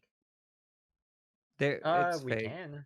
It's yeah. I mean, if you're interested, like if you guys actually want to talk about it, we can, and I'll just put like say like, hey, I'll leave a timestamp on the screen of when you can skip it because I know some people want to skip leaks. Want to skip rumors just in case if they're true. We I can mean, we don't talk have about, to show it. Yeah, we don't have to show can- it, but yeah. We can just talk about some leaks in general, like that regional. Garfield. What's it called? Diglett. No, the fairy type, the perfume one. Oh wait, Pheromosa. you're still on Spritzy. Yes, Spritzy. Oh, Spritzy is absolutely fake. I will just tell you right now. I was going to talk about Fuecoco because Fuecoco. So if anyone's interested in this and they somehow haven't, well, actually not everyone's like up to date on like the random spur of leaks, but You are luckier than we are. Yeah, I'm not lucky. No, I'm saying whoever isn't up to date is luckier than we are. True. Yeah. So what's been happening is I think like a month ago we had the first instance of a quote unquote leak. It's like until it's confirmed like true information, it's just a rumor, as famous man Joe Sarabi has once said.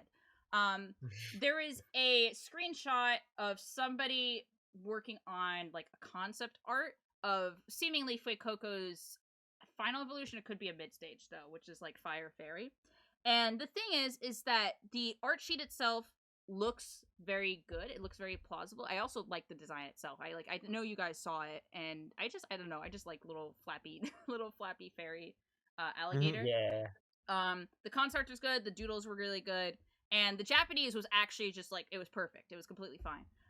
The one thing that was making me think like this is absolutely well, not absolutely, but making me think that it's definitely fake is that each of the doodles and stuff have numbering, which is only something that happens when they take those concept sheets and bring them over to an English or like Western guidebook where they manually put those numbers in to write translation footnotes, which would mean that the only way that that page exists is that if they're already translating concept art books for Scarlet and Violet before the game is released.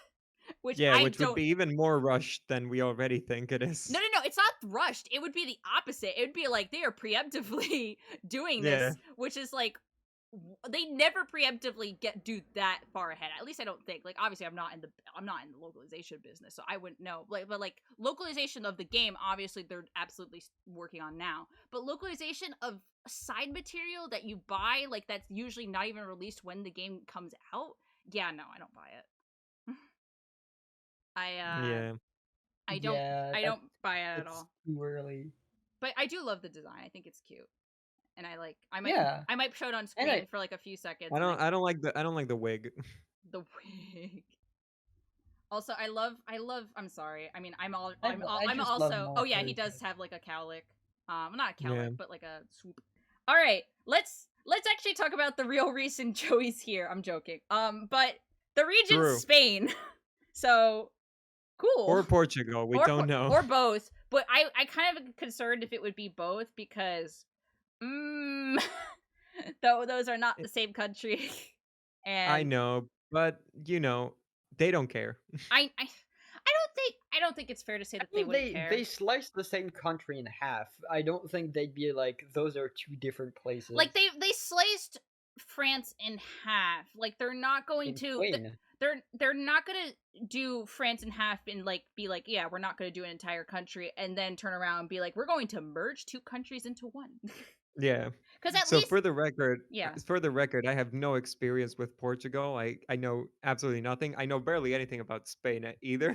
I think so. I'm gonna be talking exclusively out of my ass. Yeah, maybe at some point if we have more trailer news, and we get to see more visuals of the thing, I'll have like Gaffa show up because I know Gaffa's family in Portugal. I don't know how I don't know how familiar he is with Portugal, but I know he has like an uncle there. Okay, we're not Majora. We're not bringing up the vanishing leg. Vanishing leg. When we mentioned the vanishing leg, can you just show the exact second that I'm thinking of about the trailer? Yes, I will. I will actually just send the message that you sent in the chat. Yeah. We're not talking about the vanishing leg. But yeah, Spain real. Spain is real. True. Yeah. No, Israel is different. So far, I will say European countries in Pokemon don't have the best track record. Okay, I know. Well, that's cheating. Here's the thing. Kalos is Kalos. And I will say at the very least there are certain like Majora, we picked apart X and Y to hell and back. You have to admit like there's some locations that they do pull off pretty well. Like I think Parfum Palace and like Tower of Mastery are really cool. And also the Romans-sous-Bois, the town for Valerie. For Valerie, yeah. I just think that as overall games, the only two European games that we have so far are some pretty low points in the series. Yeah. And the thing is, at least design-wise, I think it's also thanks to James Turner being like an art director lead. But Galar, I still think aesthetically, at least with a lot of the cities, I enjoy. I like Galar in aesthetically. I don't like the wild areas, I'll be honest, but I love like Hammerlock is good. I love Wimbledon. Thank God this is I love Motostoke. Motostoke is great. I know a lot of people are not crazy about some of the early game towns, but I like Motostoke.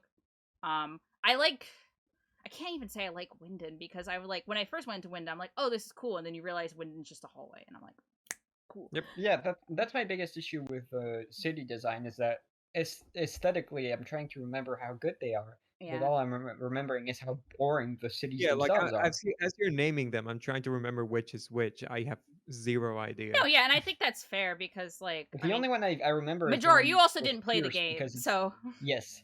But the only one I remember is the one from Pierce, because that's the most strikingly different one. oh yeah, Pierce, I also love the aesthetic there, but unfortunately, this Spikewood also just has an unfortunate instance of like the city just being a gym. Like the city doesn't even get to be a city. The city is the gym, and it's a hallway, and that's it. And I'm just like, man. What about the one from Raihan, where it's literally nothing's going on in this fucking Okay, but town? I'm talking about the city itself. The city itself, like, there's like the actual Hammerlock Castle is really sick, and then there's also like a side area castle on the side where there's like a random ghost girl shows up. They love their castles. I know castles and their random ghost girls. Yeah, they also like their ghost girls. But yeah, locations in the trailer. I'm just like looking over right now, and let me actually. There's that one building that might be the League. The Grotto Familia. Yeah. Yeah. This place, yeah, you that mean, one. right? Yeah. This could be the League. Joey, what did you say this was most likely based on? Oh wait, Joey is muted. La Sagrada Familia, I believe. I saw some discussion about that. That's the only like big pointy building I remember in Spain. Big pointy. That's the most recurrent name I've seen. Yeah. Oh god, the lighting is so bright. I mean, oh man. No way, it's angled. Oh, there he is. Ah, the leg. No, we're not. Man, what is? What is this? Is it an obelisk? Is that an? Is that a? Shut up. Is that You're missing the point. A lot of these cities remind me of Mario Sunshine. I think a lot of people were like, "No way, Delfino When Plaza." You see bad rendering. I think here's the thing. Delfino, right, yeah, GameCube like had better lighting because it didn't blind you. Like graphically, like texture wise, I could see the stones of the plaza. It wasn't white Look plain. at the floor on the left. It's just white. Yeah, look at this. Look at these. Okay, I'm gonna screen cap this so I remember. Have shadows under I'm gonna them? screen cap this so I remember later what to show. But like, look at these tables. It's so bright. My eyes, like, I need to make it clear when I. Oof, that's gonna come up where I hit the clip. I'm just gonna have to mute myself there. When I talk about lighting is bad, I mean to the point where it's borderline becomes detrimental to like the player experience. It's straight up uncomfortable. Because yeah, it's uncomfortable to play this game sometimes. Like I at least have like I have blue light filter glasses that I got with my prescription. So at least it's not bad, but like I can still play this game and I'm like, ow, this hurts. This hurts to look at. I especially remember at the climax of Legends Arceus when you're on top of Mount Coronet and like it pans out after you defeat the boss. And it's so bright and it like my eyes actually hurt for a few seconds and thankfully they cut away after a second. But this lighting is coming at the detriment of the player, and that is the problem. Like I'm not saying like, oh, the lighting doesn't look realistic or like the lighting. It doesn't look good either. Well, yeah, it doesn't look good, but it's the fact that like, oh my god, Jesus what Christ, is this rim light? What is this rim light? There's a flare of lighting along the ground. Are these flowers made of plastic? Like, what is this? Ma'am, are you made of plastic? Ma'am. Is the ground emitting emissive lighting? Why is it shining back up? Why is it so fucking bright? Maybe this whole city is made out of solar panels, and then we bring back Rose, and actually it kills me. It kills me because like visually, solar again, architecture, and also just like placement. Like I love a lot of these. There's like food stalls and stuff, and like these palm trees actually look really nice, and the architecture. Like I love visually how this looks, but oh my god, the lighting and the shading is bad. And yeah, make it good to look at. Like this is better, but this like looks fine. But because that other city has like so much white tiling, which like I think that's like a pretty general thing in a lot of like European country architectures, like a lot of like white tiling and stuff in certain areas, depending on. Yeah, I generally tie it to Greece, but Mediterranean Europe has a lot of white colored walls. You have like a little. Oh, you have a little farm here. Like the orange trees are here, and we're gonna talk about that in a second. Yeah, Pumpkin. can you? I can't wait for you to explain. This is some behind the scenes content on the little the little document we have where we line things. There's just a pointer that says oranges and grapes with no context. Okay, The worst part is I know exactly what this means. Okay, so I also noticed that there's pumpkins here, so that's cute, a little pumpkin farm. Also, I will say the night shots that we've seen of this game so far look really good. Yeah, because it's the same thing with PLA, where the night shots are actually decent, and then you go into daytime and it's like, god damn. Even the cave, like their light source is just too bright. It's too bright. Oh my god, look at the flip baby again. I'm sorry, I'm noticing that. I mean, it might just be canon that the sun in the Pokemon universe hates you. Yeah, Sol Galeo's mad. Yeah. Oh, hold on, go back. That flower pot. It's a Hoppip, yeah. A reference? It's a Hoppip. Hoppip. Wait, what's that red bug with a haunted looking Pikachu on it? That's Pikachu.exe. No. I was about to say maybe it's a Pokestar Studios reference, but like the only horror movie that you do in Pokestar Studios doesn't have like haunted Pokemon. It has like it has zombies and aliens, and it's whack. Pokestar Giant Lady. Don't talk about Giant Lady, okay, please. Steven Universe. Why are there 8 balls? Actually, no, those aren't 8 balls. What are those? What are these? Aren't they 8 balls? They look like 8 balls, but they're just like orbs. They look like 8 balls, but with they look like 8 balls, but with capital letter, not capital letters, but like exclamation point on them. Okay, grapes and oranges. There it is. Yeah, okay. I'm gonna talk about this here. So you see this? You see this? Oh, okay. I'm screen capping it for you. And then I'm going to bring up the concept art, which again I will show on screen. And then here. Remember this? That the Pro Tags uniform, their school uniform changes depending on the version? Yeah. Scarlet and Violet, I think I saw somebody proposing this theory once, and if I find the tweet again, I will post it, but I don't know if I can. This might be a school emblem. And Fire Emblem? Shut up. 3 houses. 3 houses, 3 hopes. And no hopes. No will to hope. Oh yeah, because in some game screenshots you can vaguely see the shape of an emblem like that on the protagonist. Yeah, exactly. You can. It's more not more visible, but you can see it in their concept art too. Like on the sleeve there, it's on the side. But you can see it on their 3D models as well. I think what is going on, like Scarlet and Violet, it's called Scarlet and Violet, but I think Scarlet and Violet is literally meant to represent oranges and grapes, but they weren't going to say Pokemon Orange and Pokemon Grape because that would have been. They should have. They should have. If they weren't cowards. And I think that's the reason why, like, oh god, we're gonna talk about this typeface in a second. I think that's the reason why Scarlet has these triangles, because it's like, haha, orange slices. Like, when you cut open an orange, it's like a triangle, a wheel, and then Violet is like circles, because grapes. Like, again, it's just more thieving thing. That is actually clever. I like that. Yeah, and I will say, I like that, Scarlet kind of has, like, a bit more of a, kind of like an old feeling-ish vibe, where Violet is more futuristic, but oh my god, I hate the disparity between these typefaces so much. Like, I don't mind one looking more futuristic and one looking, like, more, like filigree, like, more, like, classy, I guess. Yeah, this is almost Art Nouveau, it's like. But, like, I think what kills me the most is that Scarlet is very more bold, while Violet, its text is so thin. And that, I think, kills me the most. Like, if Violet's text font was more bold, like, if the lettering was thicker, that would already be a step in the right direction. One of the things that angers me a lot about the font of Violet specifically, oh god, motion blur. I know, sorry. Is they're just round corners in places for no reason. Yeah. One of the O has a round corner, but only on the outside. Same with but Majora, graphic design is their passion. Apparently not.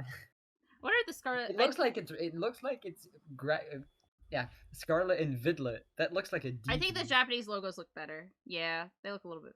Also, yeah, here's a night scene, and I like this. Unironically, they have really nice skyboxes. I saw this in Legends Arceus, but like the skybox is really nice. And I think from what we've seen, the clouds aren't painted on anymore. I'm sorry. Anyway, yeah, so talking about the clouds, yeah, Majora. The clouds of God, I Joe, know. hate you. The clouds of Legends Arceus in its skyboxes, if I remember, were fully textured, and there was really kind of no parallax. And with Scarlet and Violet, from what we've seen, the clouds are not textured, or if they are, because I think in some gameplay shots we saw the camera go through one of Why them. does this lighting look so much better compared to everything else? Is it because No, it's the like... sun is still blinding me. Oh no, the sun is still Yeah. blinding. The sun is still blinding, but I mean like the rest of the land isn't killing me. I'm gonna play this game and I'm gonna have a black spot in the middle of my vision for the rest of my life. Maybe you need to give your character Selective shades blindness. just so you can play it. It actually affects in game. Yeah, Yeah, like in You Marvel's have to Midnight. get a key item to fix the shaders. It's the Yeah. only game with a health bar, and if you don't wear shades for long enough, it starts draining. Oh my god. You get UV cancer. That's what Scarlet and Violet's for. True. That's why the light is so bright. It's a race against you getting cancer. Oh my gosh. That's why it's rainbow theme. You're faced with the unmatched power of the sun. God. But yeah, I like genuinely I have no idea why the theming of orange and grapes, because like I'm thinking if we still have mascot legendaries, which we probably will, like is it just gonna be No, orange? I mean it's most likely related to the regions because like oranges and grapes are both like a huge like thing in Spain. Really? Yeah, because like that's like the main export. I'm pretty sure. Really? Oh. I'm fairly confident Okay. about that. Someone will correct me. I'll leave a footnote if anything, because I'm actually curious about that. I'll definitely look into that. But I think it's just a cute theming thing between both versions. Like Yeah. I know grapes are a big cultural thing. Like at the end of the year, like while the 12 like bells of the clock tower are ringing, you have to eat a grape at each one. What? Or Yeah, what? you eat, or else? Or what? you You eat 12 perish? grapes. You eat 12 grapes while the end while the The end while it's time the end of the bells year. toll? Yeah, when the bell tolls at the end of the year, you eat a grape for each toll. That's the bell Or toll. else. What if the entire game is like you don't collect gym badges or fight in the league or that stuff? It's like you have to collect the pieces of the Triforce to fight. Also, God? yeah, I literally it- Googled it, and by I mean my girlfriend sitting behind me Googled it. And Right. the primary export commodities from Spain are wine and citrus fruits. Oh, okay. So no yeah. way, Pokemon. We're becoming Pokemon wine moms. Yes. Pokemon Yes. orange juice and Pokemon alcoholism. Pokemon alcoholic and Pokemon fucking Capri Sun. Yeah, baby. But yeah, I was just joking. What if you do like a Triforce quest and you have to collect each of the orange wedges or each of the grapes and then form one full fruit? Objectively, then this would mean that the third Pokemon game would be something pink to relate to ham. Is that the third most exported item? I assume as much. I'll be honest. You collect a pig? No way. Pokemon Pink. Pokemon Pig. Well, I don't think we're ever gonna get third version again, which I'm kind of actually happy about. I love that the trailer started with this man getting blinded. That was foreshadowing. It was Yeah. foreshadowing. I Yeah. was joking. Yeah, I would think I was joking about that earlier, maybe before call, or maybe it was during podcast. I barely ever remember. Every time we talk to each other, it's a blur. True. But yeah, you literally get blinded. He literally gets blinded by getting sucked into the trailer, and then you go into the trailer, and I'm like, oh god. Also, I saw someone joke about this. Joey, is it true? Does every like Spanish household have this painting? How dare you? Bro, no, that's Phoebe. No, that's not even the right dance. Oh my god. Yeah, but You don't know, she's been learning. She's learning. She's evolving. but yes, every household has a dancing woman, and also the windmills. Good. Okay, we need to talk about the windmills because, like, oh my god, windmills are gonna be.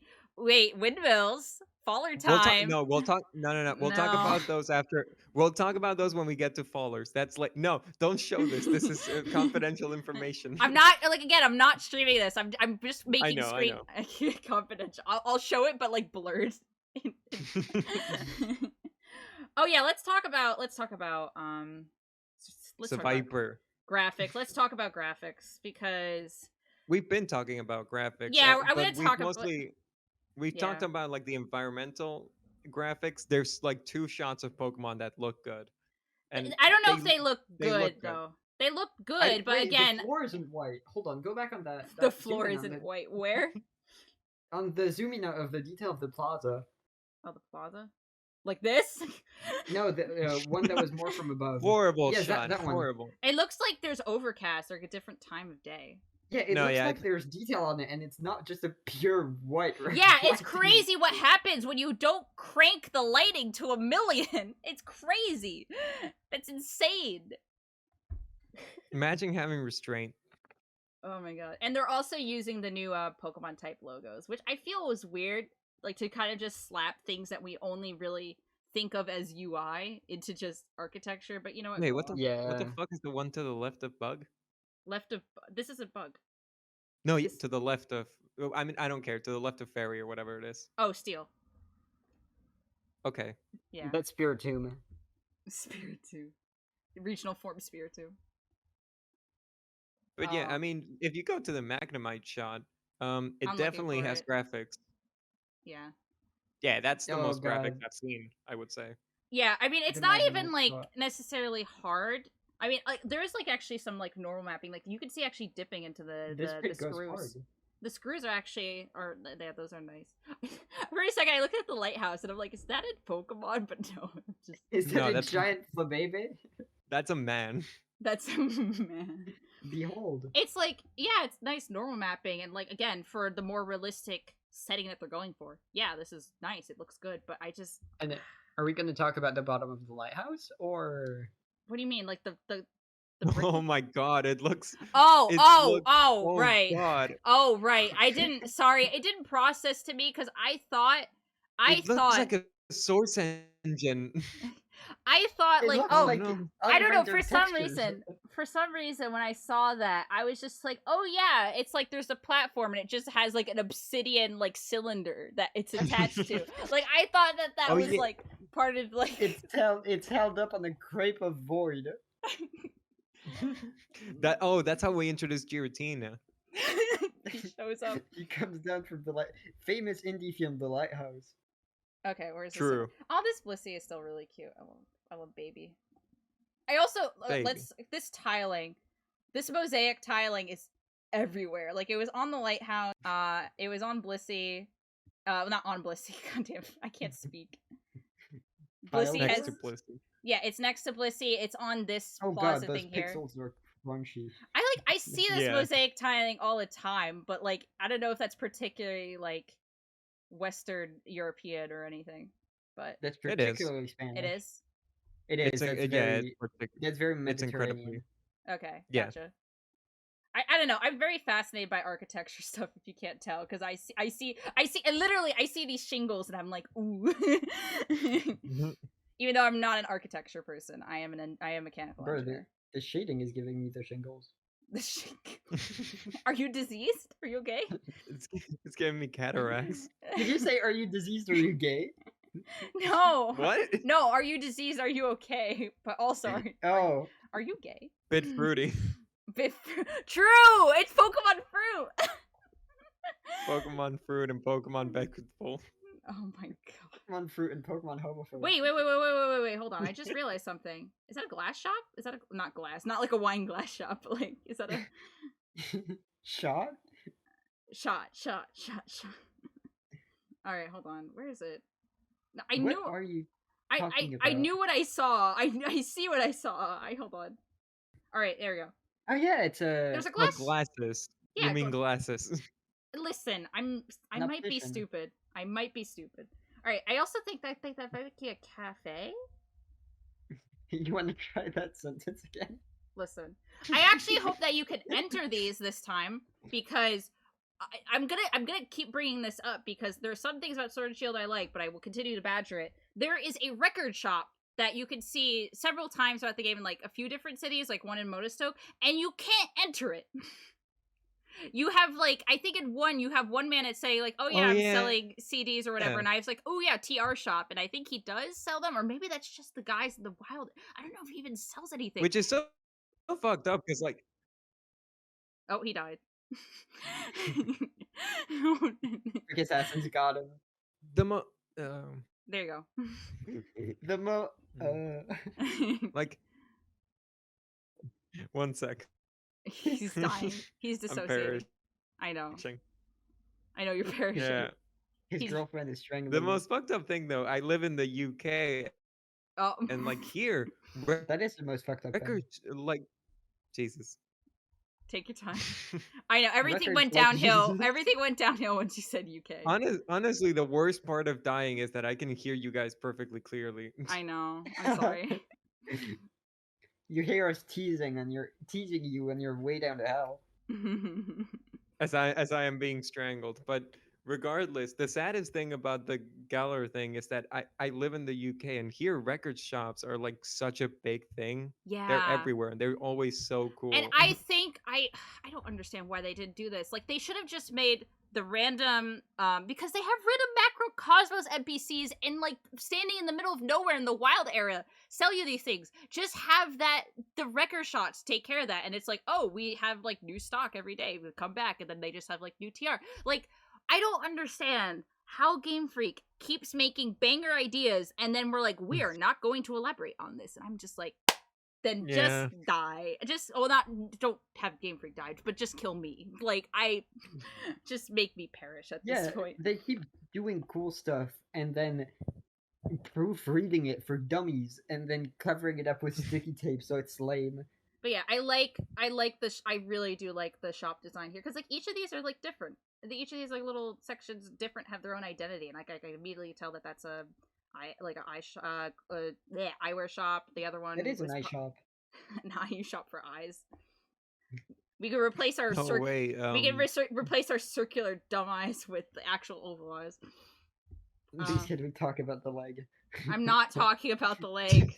I'm not talking about the leg. Every mention of the leg is gonna be cut. My leg. Every mention of the leg has a different frame from that second of the trailer. There's only 3 frames of note. We keep looping them. We're gonna run out of legs. I Stop also talking about it. wonder. Does this emblem mean anything? But I can barely see it because it's so hard to make out. I think it's a police icon. Oh no! No, yeah, I was about to say police. We're gonna have an ACAB arc where we have to break down the brutality of police. Finally. This is the Faller. Finally. The Faller becomes a cop, and then we have to tell them that this reveal was so What if lame. Okay, wait, no, we had to tell. Slow down, slowly roll. Okay, I think things fell on me because they need me to stop talking about Fallers. You get bonked. I got bonked by my. This starter reveal was so lame. For context, I just moved back home from my dorm, so everything's a mess right now, and things are falling on me. But yeah. No, it's actually just it's actually one of the plagues.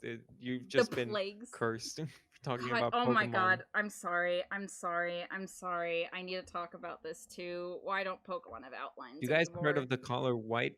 Have you guys? Maybe you were right. Maybe this is just Pokemon Black and White too, except they forgot the black. They forgot contrast. Pokemon White and White 2. They forgot how to do Pokemon White and Whiter. There's a Psyduck there! Is there? Oh, no! There's a Psyduck!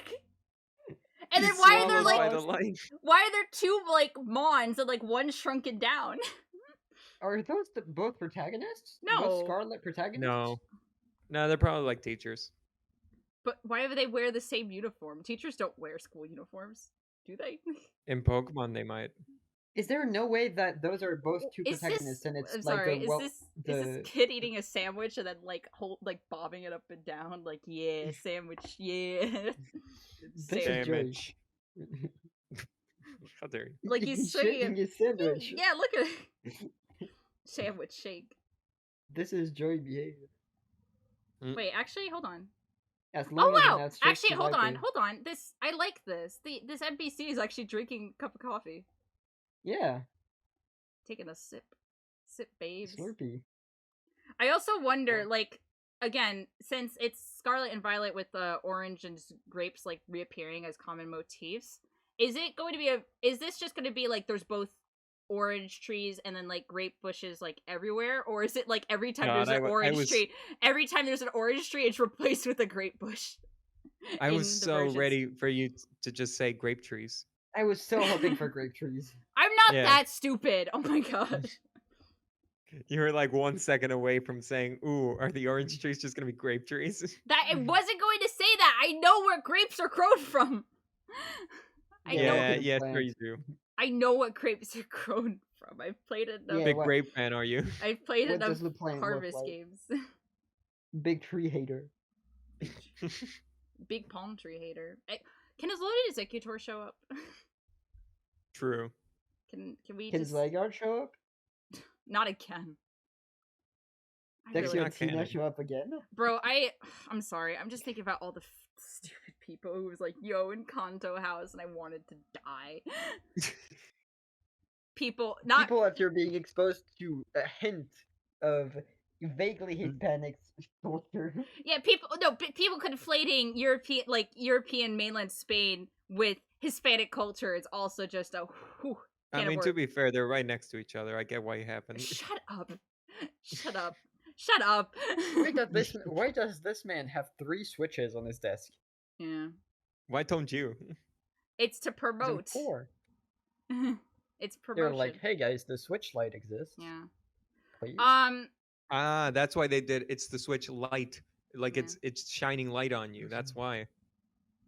It's the Switch Lite and the Yo, that's the sandwich the kid was eating. It's all connected. Oh my god. No, that's the 3rd version, Pokemon sandwich. It's Pokemon sandwich. That's where the ham comes in. I told you. It's the ham.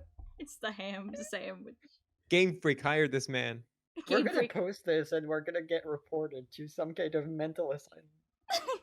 We're gonna be reported for leaking the game ahead of time. Yeah, frankly. I thought you were gonna say we're gonna be reported for copyright. Yeah, we're gonna be reported for hate crimes. All right. I mean, we could do that too. Joey. What you guys aren't hearing is all the slurs we're cutting out. Joey. Okay, is it time for followers? I mean, we could also mention no national decks, but I'm also who cares? I don't care. Yeah, we don't care. I think we all collectively don't care that there's no national decks again because honestly, it doesn't matter. And also, I was never the type to trade in Pokemon from previous generations. Yeah, me neither. And it's like, let me think about this, right? Because X and Y, I think Sword and Shield might have overcame it in terms of regional decks, but X and Y had like 350 or like 400 Pokemon, just its regional decks. Galar also had that, and then the DLC only expanded on that. So like, we're probably gonna end up going into this game with like a really thick regional decks. Oh, like, let's be real. Let's be real. At this point, I do wonder with like Brilliant Diamond, Shining Pearl, Legends Arceus, and Sword and Shield, code-wise, which Pokemon aren't in the game. Because if it's strictly code and it's strictly like, I mean, there seems to be a graphical overhaul this time, so I'm more accepting than with Sword and Shield. Because this time we have textures actually. Yeah. Instead of Sword and Shield being like, we cut ironically the Pokédex for high quality animation. Ironically, one of the few Pokemon I know is still not within any Gen 8 game. So Legends, Brilliant Diamond, Shining Pearl, or Sword and Shield is Greninja, which is the most popular Pokemon actually in the world. Which well, you can get fucked. Furries get owned. Does that count? Question mark? He's humanoid. Question of the day: does Greninja count as a furry? Anyway, he's a scaly. He's not a. Does that count as a scaly either? He's an amphibian. Oh no, you're right. If he's an amphibian, he's a smoothie. He's a moisty. He's a smoothie. He's a mucusy. We're stopping this. All right. No, that's for snails. All right, we talked about everything else. I mean, we could probably this is more. We're going to really speculative stuff now, so we can have this. Let's. And this. This and is then the unhinged section. This, yeah. Let's start this wasn't already unhinged. Both hinges are off. Hingeless.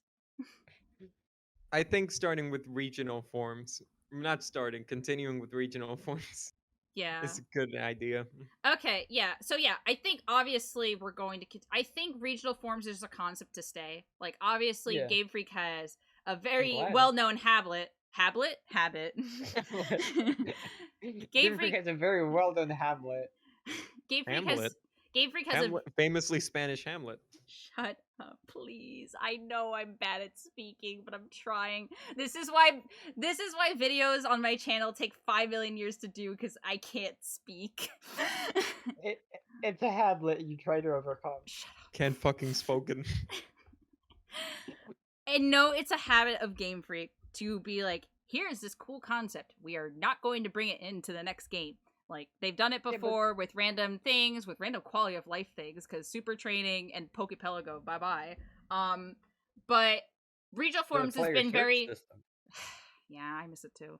They've made it very clear that regional forms are something to stay, because we've had 3 games now. Yeah, they've been there for 2.5 generations. Yeah, 3 games, 2.5 generations. They're going to stay.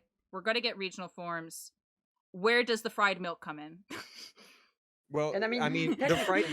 I mean, when you're thinking of regional forms, you have to think what is special about this region. What is something that only could happen here that could inspire a Pokemon? And then you think, what's the most insane bullshit in the history of Spain? And then I did one Google search and I saw fried milk. I saw leche frita, which is just a snack that is just fried milk. I've never had it. I despise it. It should be a regional form for Milcery. Yeah, I was gonna say it's time to fry. It's time to fry alchemy. It's trying to Something fry that alchemy. just happens in this region. Alola had fucking igloos. I do not and care. like product waste. Well, it's not specifically to this region. I think Alola. It was the first region that did it, right? So it was a mix of like, here's some regional forms that fit well with the culture, which is like Alolan Exeggutor, Alolan Marowak, which, oh god, both of those No are men bangers. exist outside of the UK. No, but There's always a mix. There's always a mix of both, because then you have Galarian Weezing, that's just British. Yeah. British. Yeah, there's always a mix of both. Although I will say, I think the Galarian forms leaned much more into the UK. Obviously Galarian. What about the Mega Man? Barbarical? Galarian, the DLC one. Galarian. Slowking and Slowbro? Yeah. I don't know if that's based on any wildlife. I assumed it might have been just based on like maybe different oysters and stuff that are located, but I absolutely have no idea. That could have just been a fun thing. Yeah. That could have been, because for a while I thought like maybe Slowking could have been like some Mad Hatter stuff like Alice in Wonderland, but like it's just like, that's not British. You're not British. I just think that sometimes with regional forms they are allowed to be unhinged and just go off their shit. Yeah, look at a fucking Alolan Exeggutor. Yeah, I want Alolan Exeggutor to show up here. He's gonna show up. It's weird though, because within the context of Pokemon, right? Because it's regional forms have this weird thing where it's like, yes, this is a regional form like known for this region, is not evolved elsewhere. But it's weird because Arctic foxes are not native to just like America. Like they're everywhere. So you have them show up in Hisui because obviously they would, but they're like, we can't say that they're native here, even though they would. So we're just gonna have a random Alola guy show up and bring them, and I'm like, sure, I guess. Bring you a son. So like, even though I think Alolan Exeggutor will show up, in the context of Pokemon, it's still probably just gonna be Alolan Exeggutor, and they're just gonna have this one random guy be like, I just brought a bunch of trees here. Dexio. No! Yeah, I do environmental terrorism.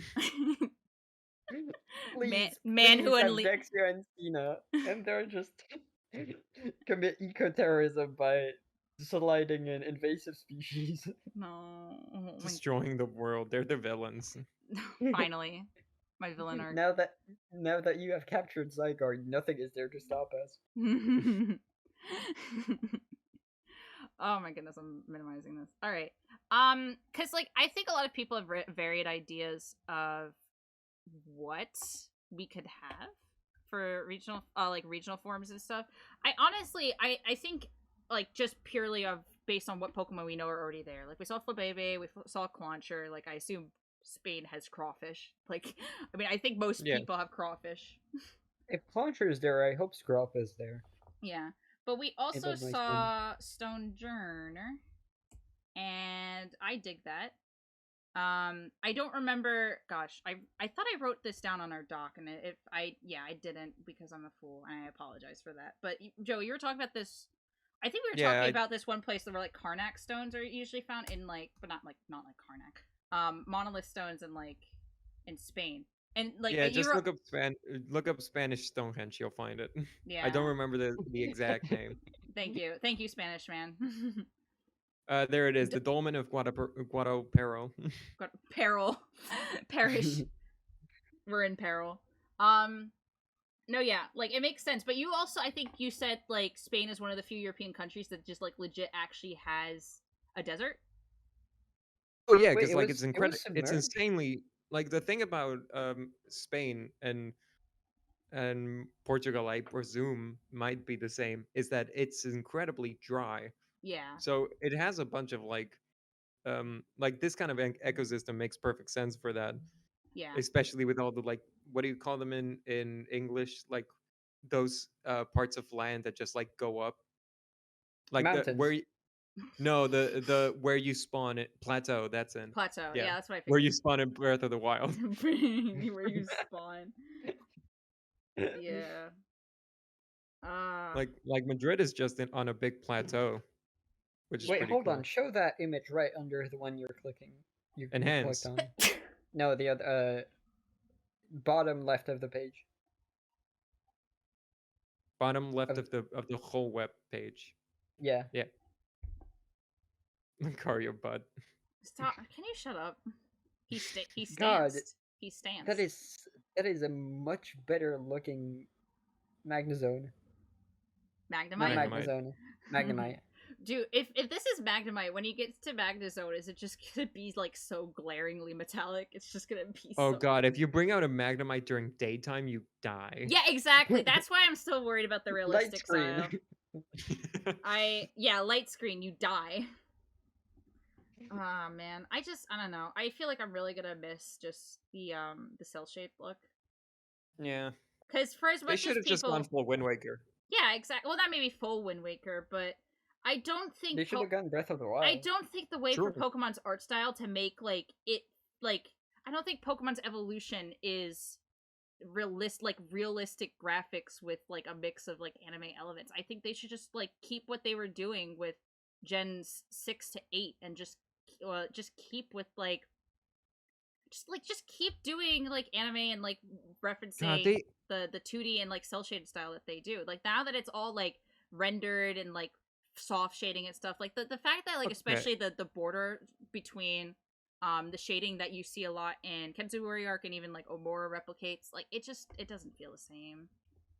Imagine like an Arc Systems Pokemon game though. Oh my god. Okay, I've talked with Majora on length about Arc Systems and their animation style, and like it would be so baller. Like you visually, that would be cool. You can't do all like the smear frame stuff because you would be here for 5 million years. But at least with like render wise, yes. Like 2D, like some like rim light highlights and stuff like that. Mwah. Like I would love that. But yeah.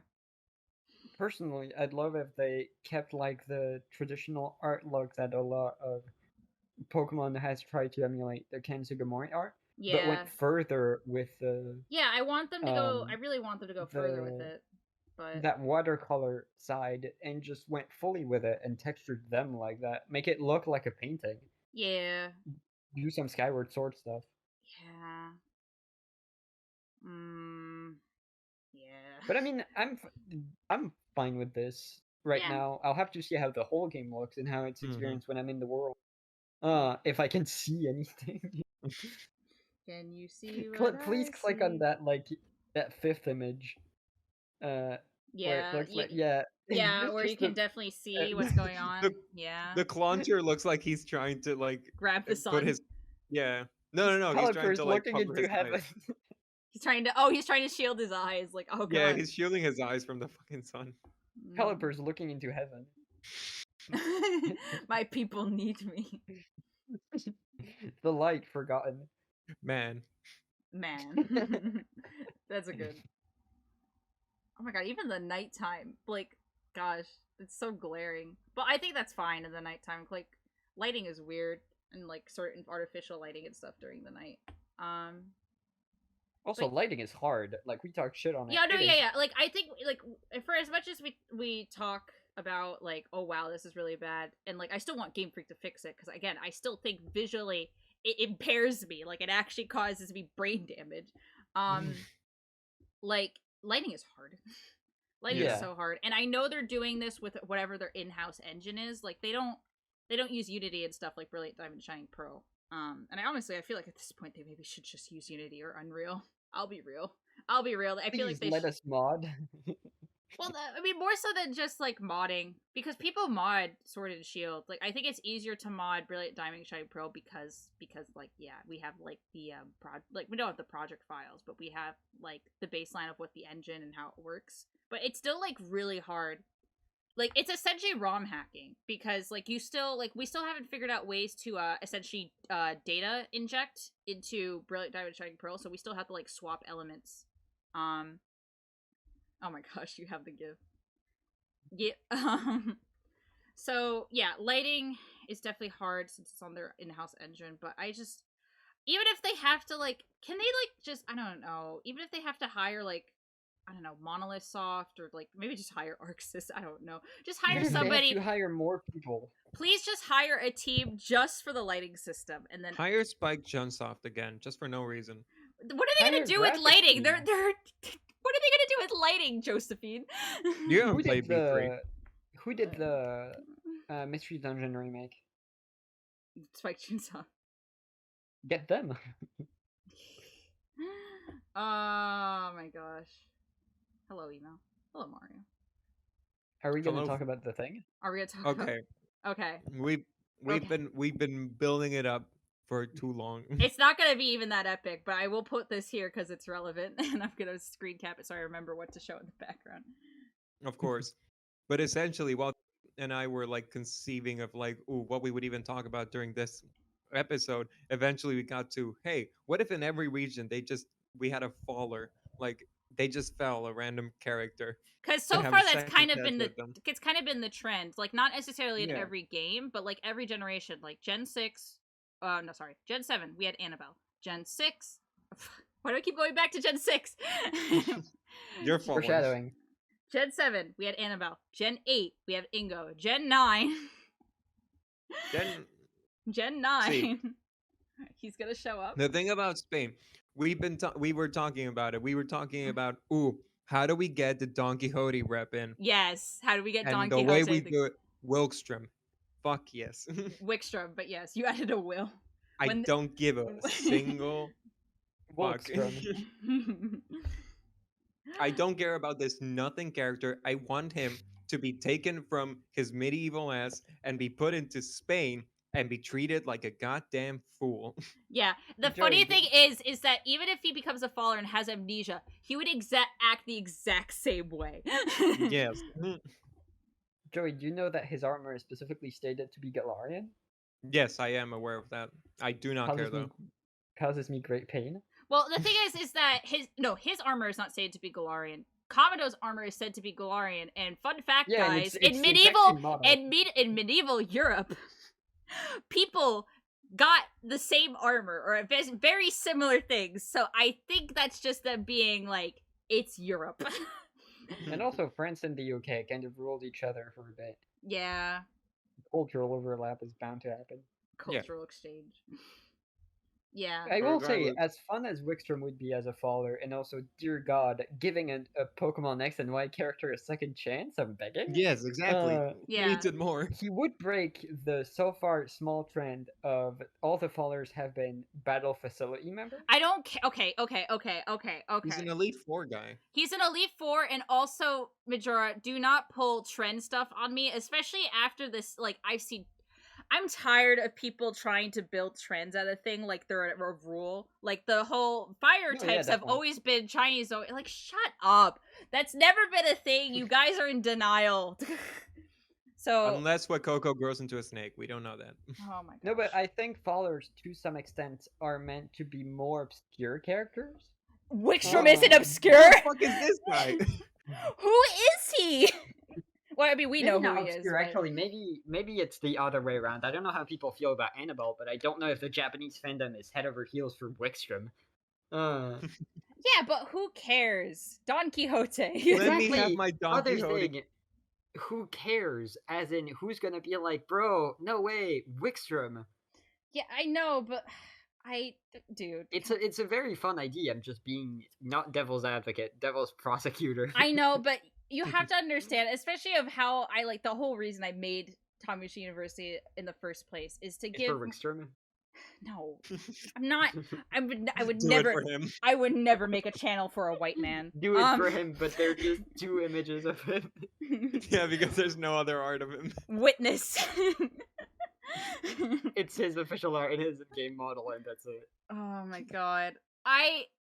The reason I made this channel is to give light and to give more love to the smaller elements of Pokemon that I think are still valuable. And I think the man who goes around acting as a knight talks about his great family heritage and then goes to a store and talks about it like a grand ordeal and then he gives you like a Starbucks coffee is worth of being a follower. I'm sorry. Especially, like, I don't even care about the fallers because I'm not that connected into Pokemon lore. He would just be such a good Quixote.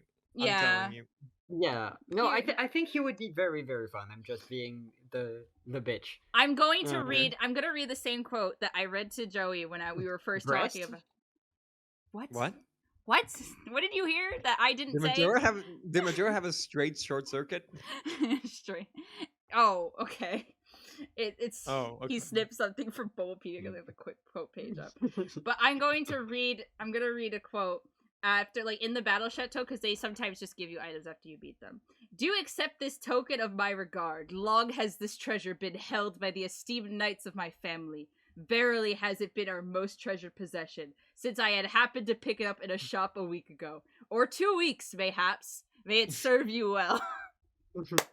It's I so love him. genius. That's so good. It's so good. Tell Hello. me you can't see this guy running straight into Running? a windmill. I can't see this guy running. They would never animate this. Also fair. Yeah. He's not We would rigged just see enough. him. We would just see him laying it on the ground next to a windmill. Okay, And also, if you you talk to him, understand- it's just like I failed. I think they would He's lying in animate his that T because pose. they animated a kid with a sandwich and they animated a guy randomly walking through the town with a coffee cup. I think they will animate Wickstrom flopping around in his stupid armor clanging about until he runs into a wall. Please. Yes. They wouldn't even have to do much. All they have to do is do just a run animation and then maybe one still when he hits the wall like a Looney Tunes character. Oh, But also, absolutely. if he gets followed to the country that's like right next door, Yeah. I feel like Diantha would be like, "Hey, one of my guys went missing." Mon got followed into Bean Island and Lucy means like my husband is dead. He's literally right next door. Number 1, we don't know where the Bean Kingdom is. Number 2, Lucy means just like a lady. What do you mean? Is sexist? What are you saying? Question mark? It's not sexism. Diantha is not only the champion, but a worldwide known actress. I think she Lucy could be means like, a capitalist and owns like half of the island's like facilities. What do you mean? Diantha could go around putting missing posters. So did Lusamine, probably. You don't have to I put don't up know. missing. You don't have to put up missing posters for just a guy who works with you. By that point, she could just assume, oh, he just left on an adventure. I don't care. Grimsley arc. he went surfing. Big W. Do they surf in Spain? Question. They have Not a in sea. Madrid.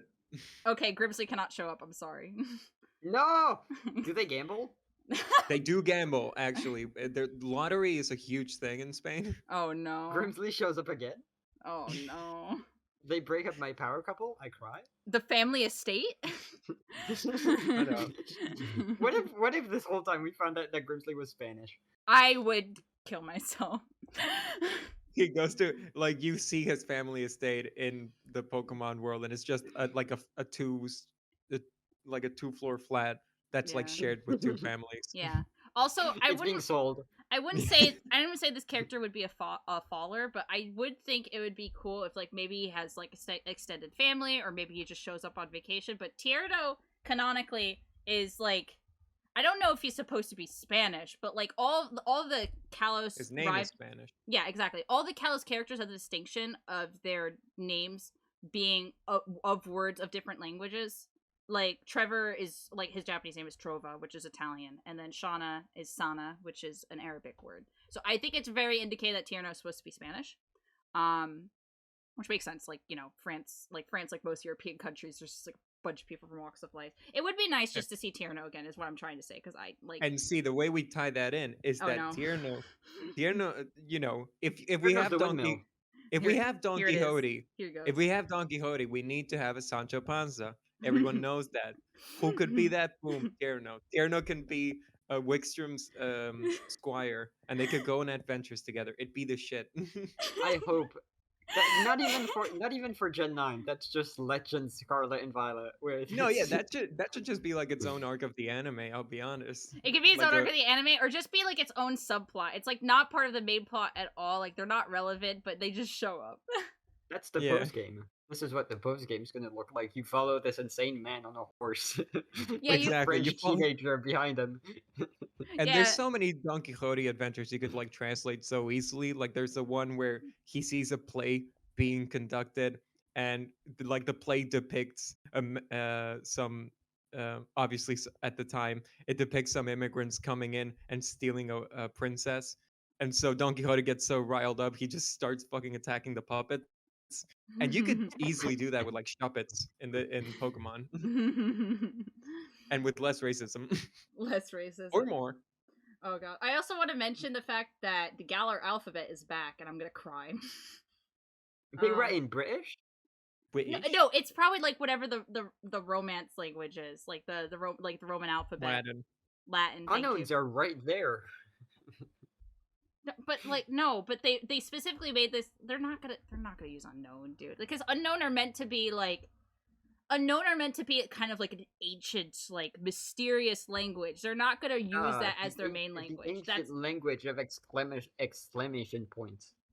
Exclamation point. But yeah, you think ancient people didn't scream? Yeah. No. Silent. All of them. Screaming was invented in 1985 by John Scream. It's this is gonna kill me though, because from all I could already see from this shot and like a few other shots in the trailer is that they expanded the alphabet, so now there's more letters. And you have to understand, a lot of the letters in Galar, like they get reused for multiple letters. So hopefully that means that we have a full alphabet and it's 1-to-1, and they're not going to be like, oh yes, this letter could be an A or a T or a B. I love Nintendo's fake alphabet era. It's actually my favorite. Honestly, yeah. There's not even a shred of irony in there. That's just, I really like it. I know. Metroid Dread lover. What if they actually do follow one of the Mason girls? Don't, please, no. They go from can to flamenco. For context, and eventually I will do a video on the battle. How do you say it? Battle Shetlands? French boy, please help. I don't miss Shetland. Yeah, I will do a video on the Battle Shetlands, but I need time. I need Masters to also upload the other 3 of them.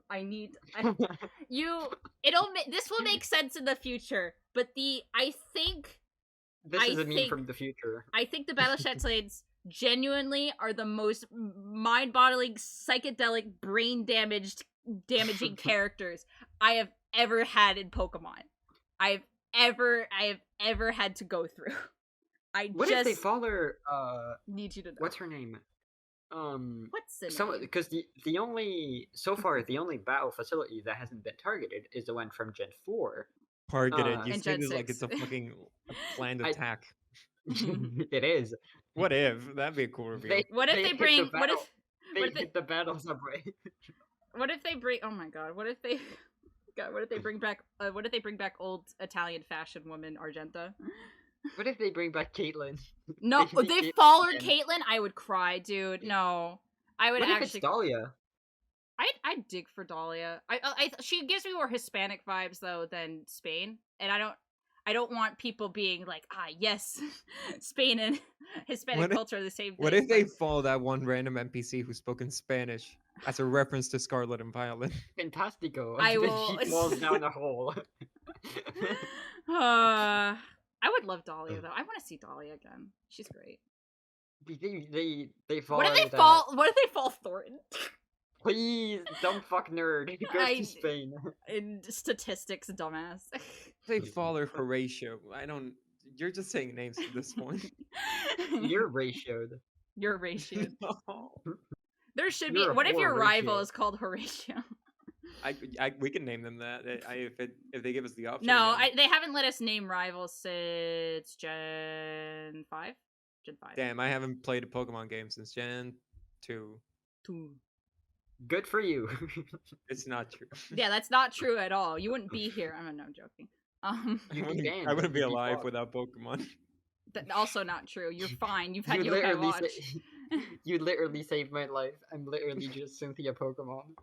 I am just a PNG. No one cares about Cynthia Pokemon. That's a lie, but I just want to have. I want to. Your episode is getting deleted off of YouTube. For I'm all the hate trying to comments. farm content, guys. I'm farming. You mean you're fishing, idiot? Shut up! That's channel interaction. We say that Cynthia Pokemon sucks, and then people comment a shit ton like, "How dare you?" And then that's Yeah, how we make it big. if you've listened this far, please comment in the comments. I like Cynthia Pokemon. Please put me in the next video. Guys, I am a wait. big fan of the show. There's an hourglass. Wait, there's 4 switches. Hold on. Majora was saying there's 3 switches. There's 4 of them. Jesus Christ. There's 4 of them. Okay. Well, see, one of them is the Switch Lite, so that's fine. Anyway, I was joking. 3.5. I was joking, guys. There's an hourglass. Time travel's gonna get involved, guys.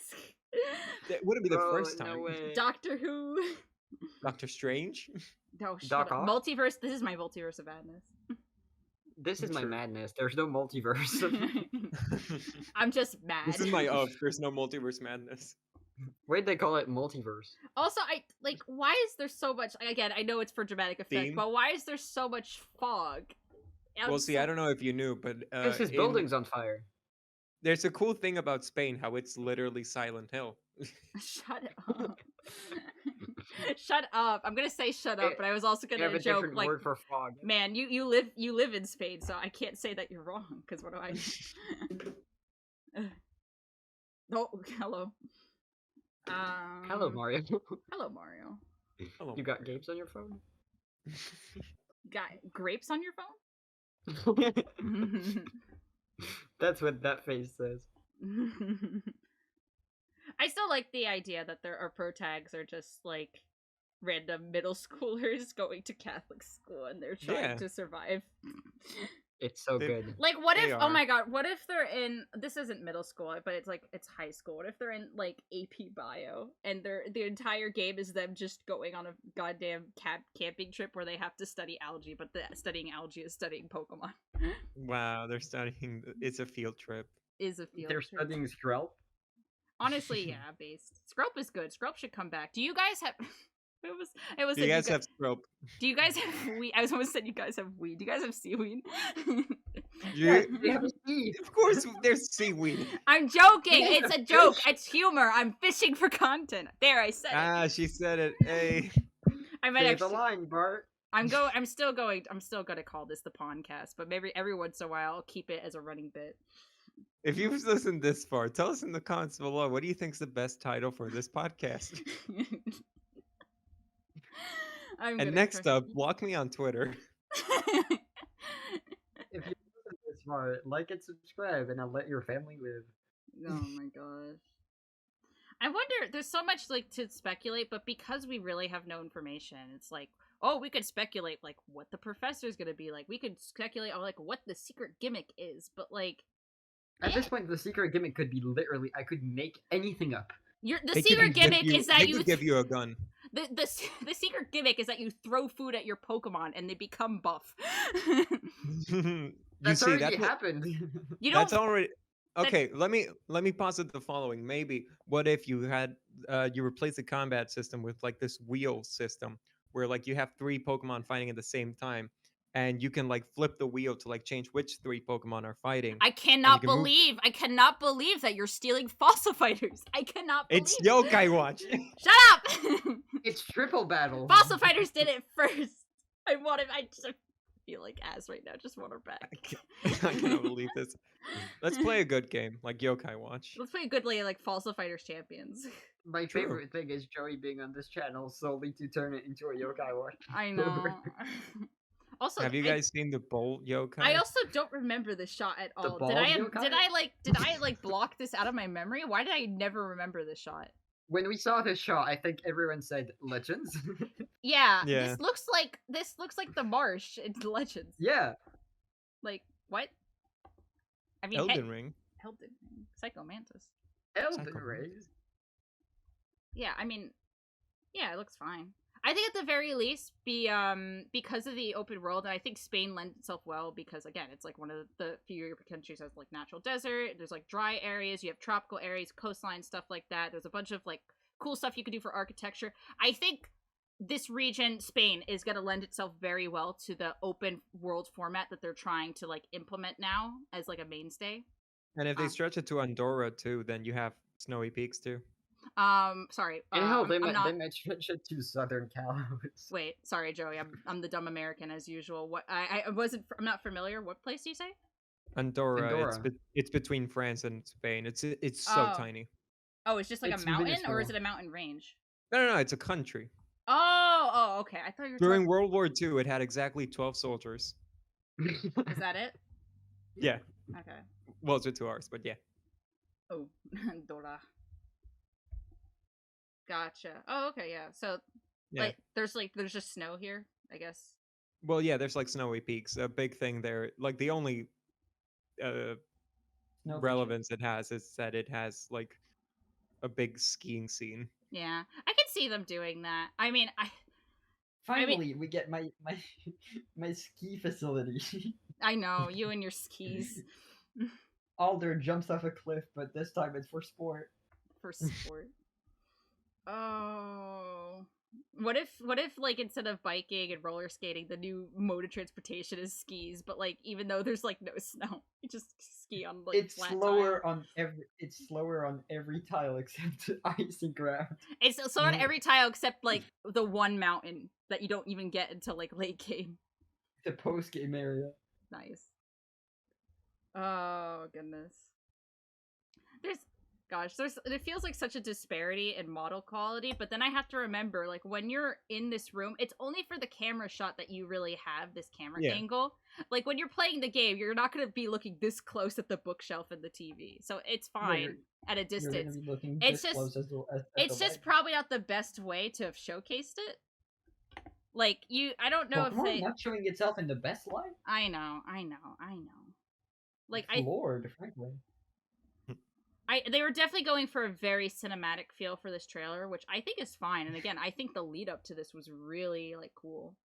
I also was listening back to this last. I was listening back to this last night to prepare for this because it was a while since I watched this, and even like the OST that plays when he's like walking through the hallway and up to the door, it's really nice. Yeah.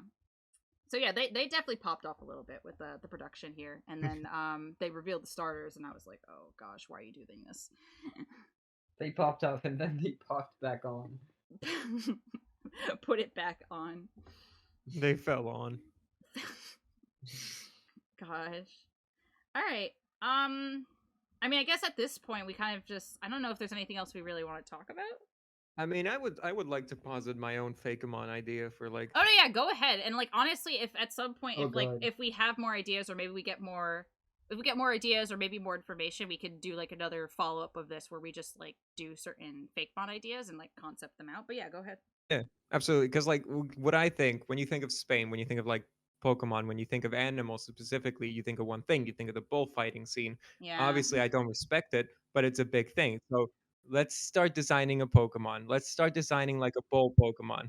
Now we have to incorporate the two main things. There's grapes and there's oranges, but we're not going to just put grapes. we're gonna put wine. We're gonna put a wine glass at the bottom. So like a wine glass at the bottom and like an orange shape.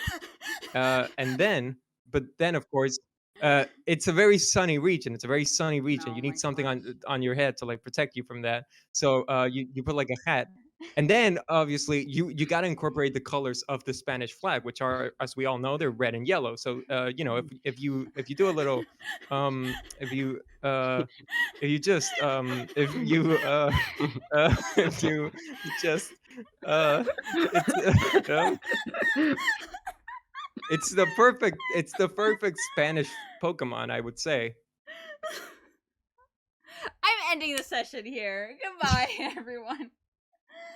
I mean, unless you guys want to talk about you want to talk about hope and speculation, but at this point I'm hyperventilating. My head is like light. At this point, we could say literally anything. The battle gimmick is that you go in a punch out minigame with the other trainer. I think that the gimmick's gonna be that you can run away. No way. You can run away from the game. No, the trainer can run away, but the Pokemon doesn't follow. So the Pokemon might die. You leave them to die? Yeah. You leave them as bait. That's No! different strategic. That's the oranges and grapes. They are the oranges and grapes. They're the food. Oh my gosh. I hate you. I hate everything. Oranges and grapes because they're getting beaten to a pulp. We're not. Yeah, next is gonna be Pokemon Red and Blue, but it's based on bruises. Honestly, though, I really kind of just don't. I kind of hope we don't have a bullfighting Pokemon because. Oh, there better not be. Yeah, there better not be. I'm gonna be fucking pissed. Everyone I see that do a Matador Pokemon or regional Tauros or regional Tauros, but it's dead. Or go ahead. What if Quaxley isn't a Conquistador but a Matador? I would die. And then Fuecoco is the bull, red. and then shut up. No. Fuecoco isn't the bull. Fuecoco is the red like banner thing. And then Sprigatito's the bull. Then Sprigatito is the bull. That'd be sick. We broke the Chinese zodiac theory by bringing the bull to the grass starter. They're too cowardly to mention that people can die in this universe, but you think they'd have a bullfighting Pokemon? We already have Pokemon fighting. That's essentially the same. No, you don't. I know stab you're being them. I know you're being sarcastic, but shut up. I know. I don't want a bullfighting Pokemon. No, I'm sure they won't You have a add one. bullfighting Pokemon exclusively if you level up Tauros with Aegislash in your team. Shut up. I think what I hope to see, both like from Game Freak, obviously themselves, because I think in general when it's come to regional forms and even the countries that they're representing themselves, I think we could say that they've been respectful. I mean, like, I don't know, Majora, you can say what you wanted to say about Kalos, but I think at the very least they've been respectful. Oh yeah, definitely. Like, I think Kalos has a lot of untapped potential, but as far as like properly representing and not being disgraceful or like parodying, and speaking French things, as, except like French voice acting, but that's a different topic. Again, also personally for me, speaking as someone who lives in the area that Unova is based after, because I live in the tri-state area section. Unova, honestly, generally is very, like, it feels very at home and also obviously very respectful to the East Coast. You don't have to be respectful though because it's America, and you can you can be mean to Americans. It's fair. This is fun though. This is fun though because now, I mean, I guess except for Max, unfortunately, but now all of us canonically have a counterpart region in the Pokemon world. That I mean, when Max moves into France, he's gonna have a canonical Pokemon region. He's going to, and I mean, simulate. Who really wants a Minnesota region? I do. I want a Moose Pokemon. I think maybe There's not. no Moose Pokemon? Oh yeah. There is no Moose Pokemon. Canada. That's fucked up. Canada? I need Canadian. help. Yeah. Canadian. I think honestly, what if they just call it the region Spania? It's Portugal. I was talking to there's a Twitter user by the name of Kai I've seen a few times before. He actually helped recently on Burger Keeper Toby's video where he talked about the hieroglyphs in Legends Arceus. Very good video. I recommend it. I might also was great. Throw it up in the video if I could figure out how the if I figure out how the eye mark look down works. in the description. You'll find it there. Yeah. I was talking to Kai recently about the Galar alphabet and stuff because we see it, like I said, we see it again in the trailers, so like we know it's going to be a similar format. And honestly, might read differently because if instead of English, like in Galar, like a lot of the letters translate to English words, which makes sense. Here, it might translate to Spanish words, but it's still the same alphabet. Kai was theorizing that it might be the region might start with a V, because in the poster above the map, that it very obviously is Spain or Portugal or maybe both. It has the V-shaped character, and I'll show it on screen. The problem is that because Bolivia. Bolivia. Hispania. The problem is with the Galar alphabet is No that... way, Volo. I hate you. I hate you guys so much. The problem with the Galar alphabet is that same letter is used for like A's and sometimes T's because they have no consistency. I think I mostly see it as A though. So it might actually start with an A. So we might have another A starting region like Alola. Well, I mean, America. we don't have too many A starting regions. No, yeah, Alola is the only one. Yeah.